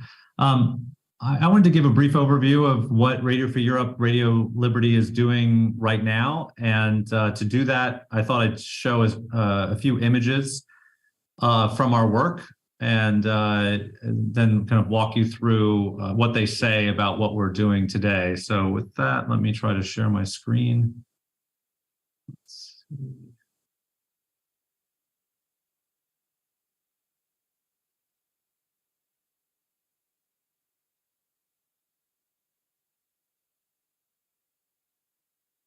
Can you see my screen? No, we don't. No, okay. Well, I guess I may. I'll start without, it doesn't seem to be working, so.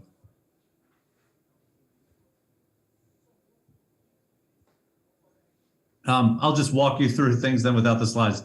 So I wanted to first start off just talking about why information matters today. I think we take it for granted, but obviously information is incredibly important to our societies, certainly to democracies and our ability as citizens to make informed choices about our democratically elected leaders. And so it's not a surprise that authoritarians and political actors who want to pursue their own interests have really focused on the information space. And that's always been the case, but as information has increasingly moved online and people have used digital tools to access information, we've obviously seen authoritarians, others with particular political interests, who have adapted those tools to their own needs and tried to narrow the terms of debate or control what is being debated in their countries. And we've seen this in country after country. Obviously, the digital move of information has been leveling in some respects. It's been easier for people to find information. Everyone has extreme amounts of information at their fingertips. But it's also allowed a certain amount of authoritarian control. And it's not, as I mentioned, just government, it's also independent actors that are trying to advance their own interests. What we see often when you talk about disinformation in the countries where we operate, we see governments both trying to get out their narrative about their policies and convince people of something, but more often than not, especially from the Kremlin or from Beijing, from Chinese actors, we see governments that are really just trying to sow chaos in the information space. They're really tearing down rather than building up in terms of their narrative that they're trying to advance online. And so a lot of the work that we do at Radio Free Europe, Radio Liberty, in support of an independent press and independent media and independent reporting is to try to counter that effort to really destroy and corrode the information space. The reason that we feel that our work is so important across Eurasia is because in many of those markets, there's no longer much of an independent media landscape. Even in the United States or in the EU, there's been a certain corrosion of the independent media space. The private independent media have often gone out of business because of the move online of digital advertising going digital. The sources of revenue have fallen away. And so there's been a reduction of the number of independent media outlets. And then obviously in countries that are fledgling democracies or where there's really no democracy, the picture is much more dire. And so that's why we exist as a US congressionally funded independent media outlet, to be that bulwark of independent media in societies where either independent media does not exist or where it's under pressure. And a lot of our role is to be there even if there's no other competitor, even when the rest of the information space is completely taken over by disinformation or government attempts to promote propaganda. We are out there every day. Our journalists are out there doing the difficult reporting and covering topics that otherwise would go completely unaddressed by the media that do exist and that are sponsored in some form by the government. So our role, and just to sum it up in 3 or 4 different points, we approach this information environment, which is under assault in all of our countries, by first being present. Ideally, we want to be in country. We want to be there on the ground, side by side with our audiences. We find that in this sort of environment where people are being bombarded by information, one of the things that they still cling to is local reporting, information that is as close to them and their families as possible.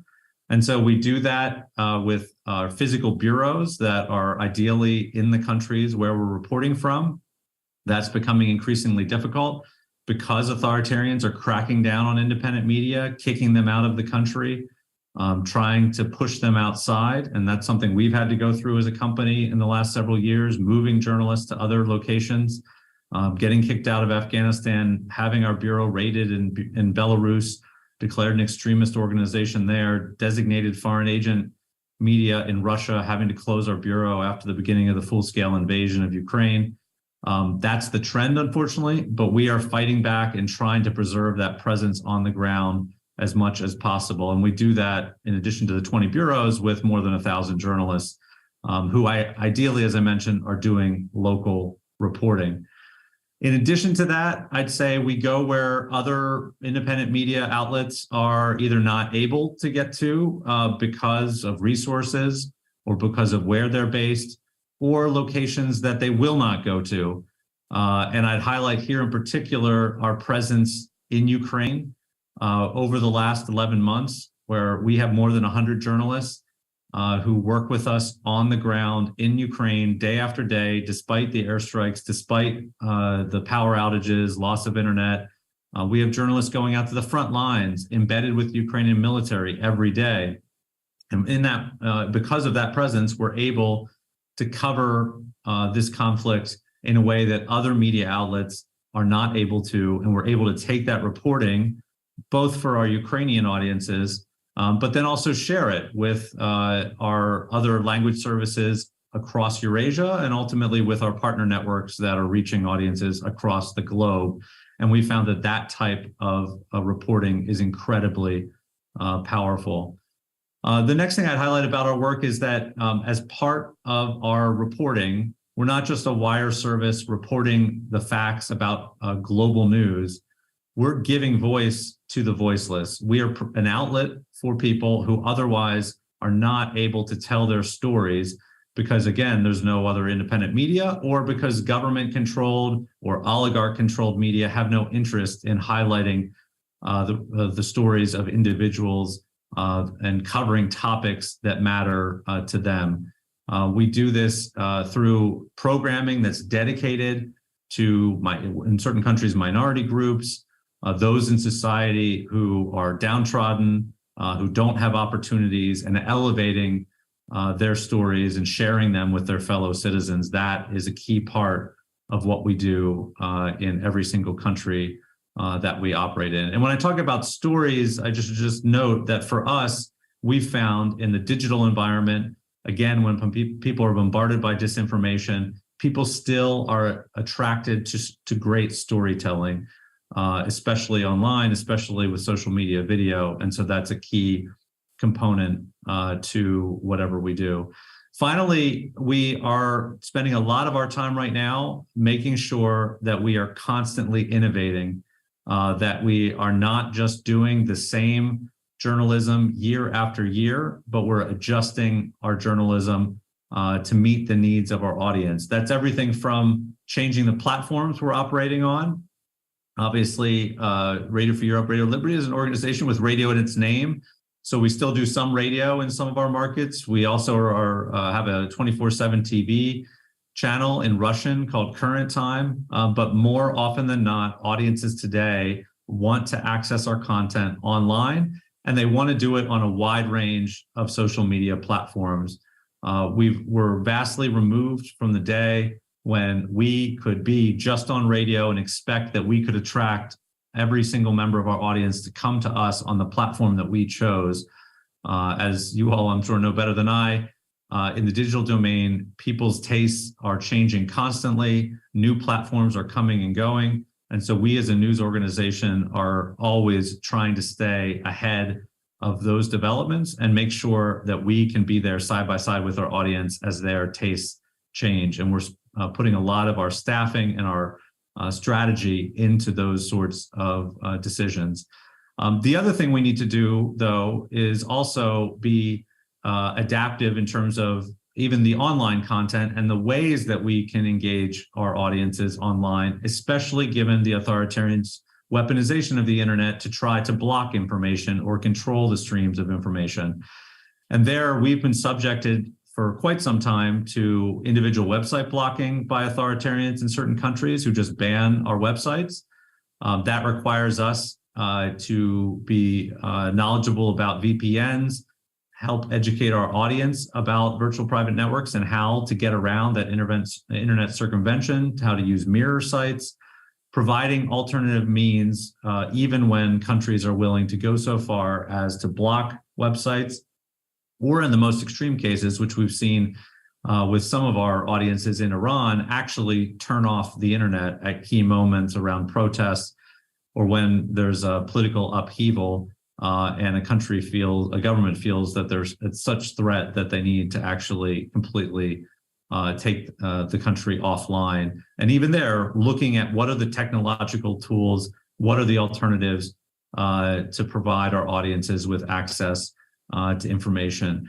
Some of these things we do in-house, and some of these things actually our audience help us with in terms of the ideas they come up with. And I can't, it doesn't seem to be working. I can't show you the photo, but we even have evidence from the last year inside Russia, as we've been blocked by the Kremlin, that some of our audience have taken measures into their own hands, putting up leaflets all around Moscow, promoting our apps or our websites using QR codes. The people in an apartment building lobby in Moscow, if they come across this, can just scan a QR code with their cell phones, get taken directly to our apps or directly to VPNs that they can use to access blocked information. And again, these are things that our audience come up with on their own to help others find. Is still sought out by people, even those who are living under the most extreme form of censorship.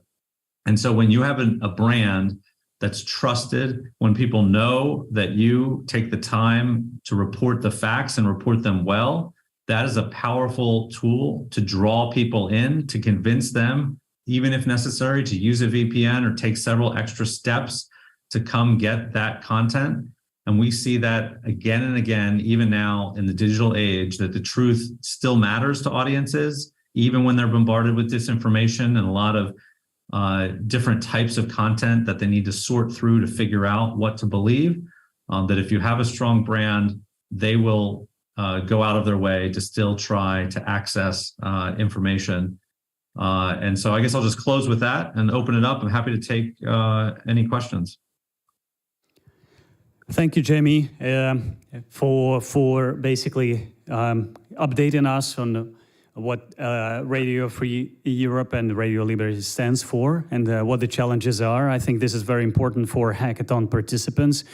I think we can take one or two questions before we close out.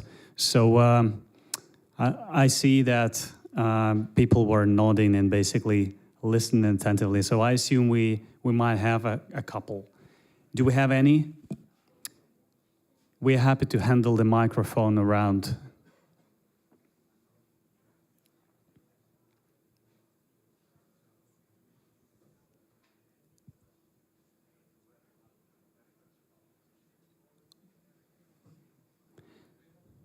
All right, I assume that we don't have any questions at the moment, but I will put one from my side. So basically, over the course of next couple of days, we will have the participants working on different digital solutions.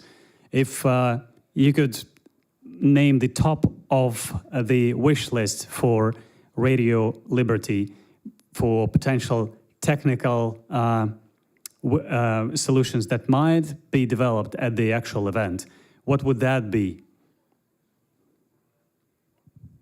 For us, it's a couple things. The first is tools to help content producers, basically our journalists, reach the greatest audiences on all the relevant platforms. We're discovering more and more that you can't just hire a good reporter, that's key. But in addition to those fantastic journalists, you need people who understand the platforms, who can help work around a lot of the platform's structure and algorithms, which at times might actually be authoritarian friendly. And so tools that help content producers reach the widest audience and deal with sometimes the unique aspects of the individual platforms that maybe actually are against those who are trying to promote truthful information are incredibly helpful to us. And we have a lot of efforts internally to look at what those tools should be and how we can develop them. The other significant need of ours is on internet blocking circumvention. And I mentioned some of the ways we do that with mirror websites or with VPNs. But I think especially in an age, as we've seen, where multiple countries are willing to actually turn off the internet or wall off their country's internet from the global internet, what are the tools to get information into a closed environment like that? There's a lot of research being done on peer-to-peer internet sharing of content from one connected individual, maybe along the border of a country, or in a city where the internet is out, who can then share it across devices in a small defined area.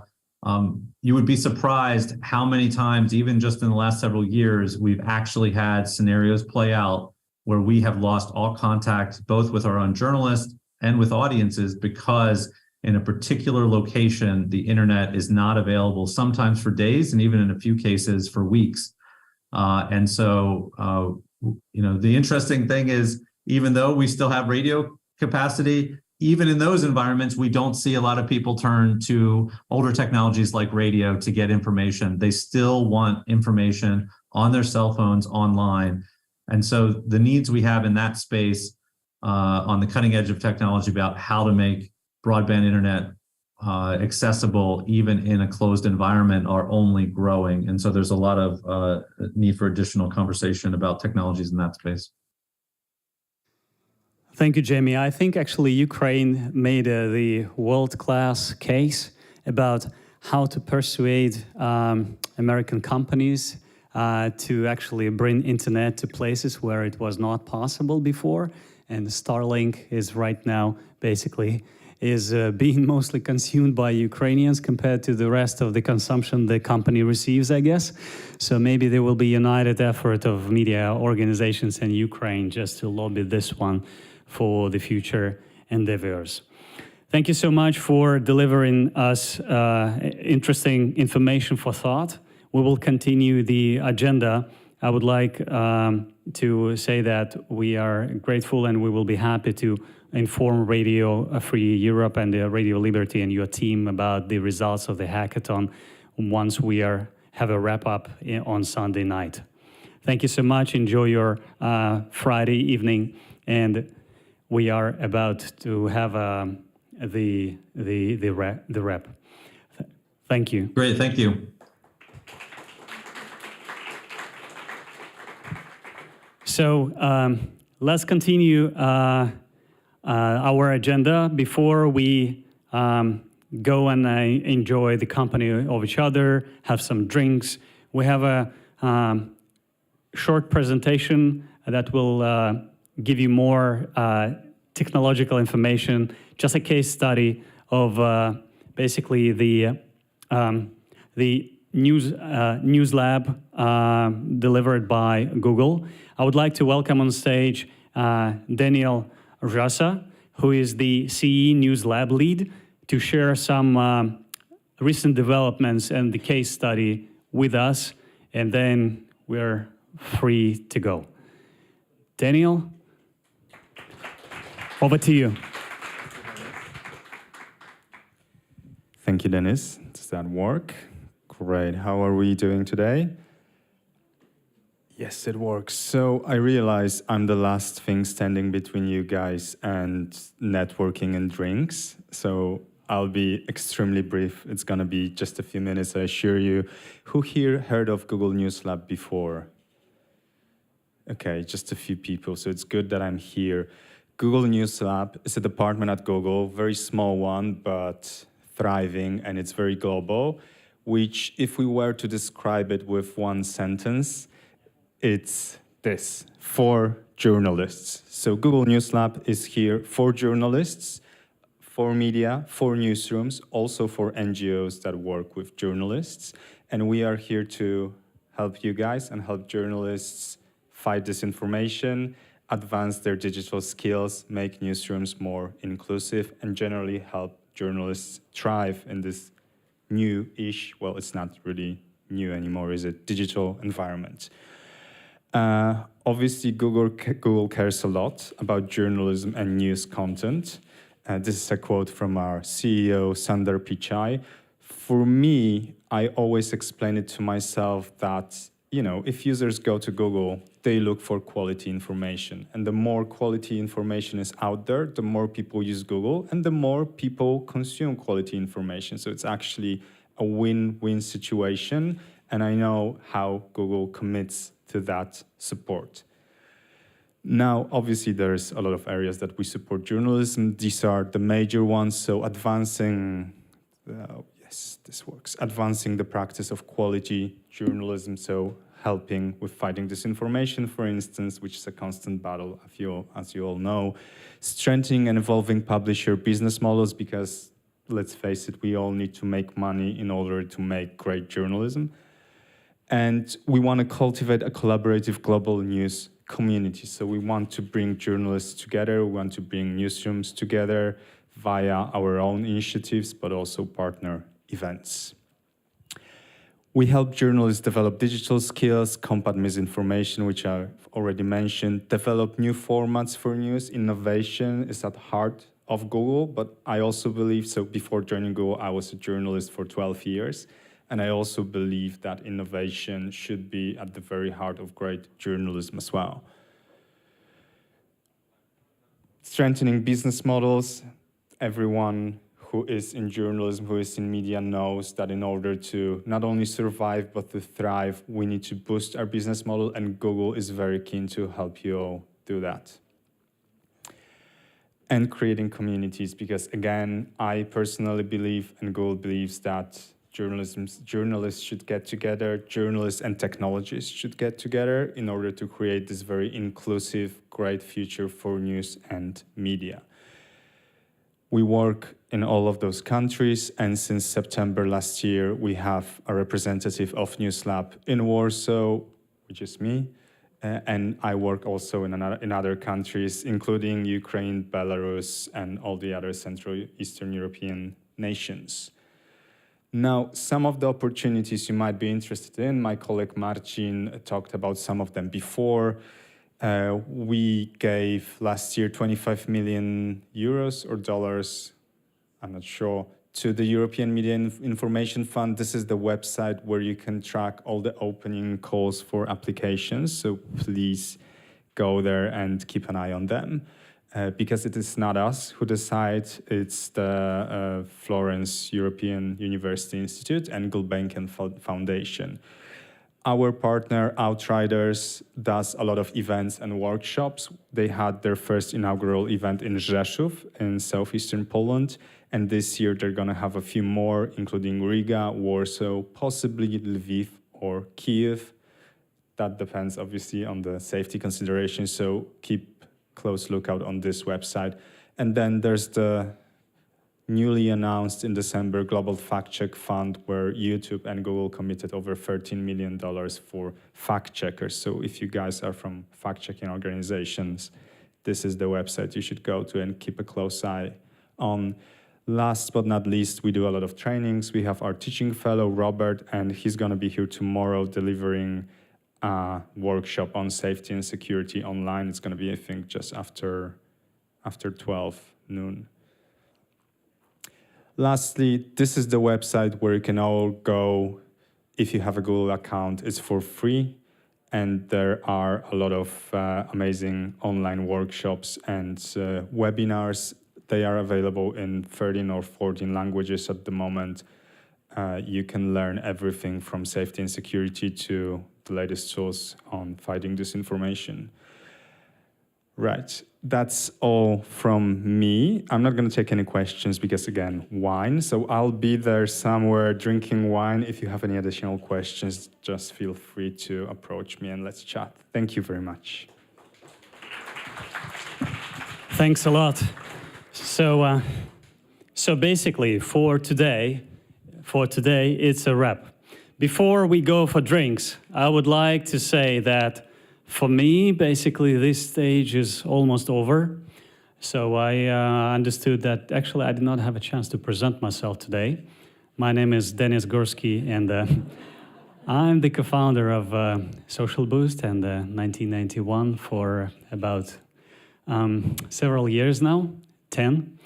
I would like to introduce Jane Kleppa, who will be leading the hackathon with you. Jane is executive director of our 1991 accelerator. And basically, Jane is super proficient with startups, and she will be leading not only the process about the hackathon tomorrow, she will be also managing the network of mentors who will get in touch with you, and also the series of case studies and masterclasses, which will be running tomorrow from morning till night. Jane, please welcome on stage. I'm giving you this microphone, and just say hi to everyone, and basically, I'm off. Thank you very much, Dennis. And actually, I'm happy that today I was like a guest only, and like mom. Of course, you see that. So yes, tomorrow and one day before, after that will be fun. Work, growth, and build like we are at Google campus. So, I want to say only one, that every participant, mentor, expert, speaker, it doesn't matter what the role you are or what the role you choose. One main rule, you need to be positive, you need to be curious, and it will be a start of our hackathon tomorrow. So I hope that everyone who are joining us online, guys, I know that you are seeing me for this moment, and I hope that you also engaged at your 100% tomorrow and day after. So I'm excited to have these projects and these teams, and I will facilitate you tomorrow morning. And dear mentors, you know everything because we have already onboarded yesterday. So I hope that it will be very progressive and effective work with you too. So see you, and see you for these days.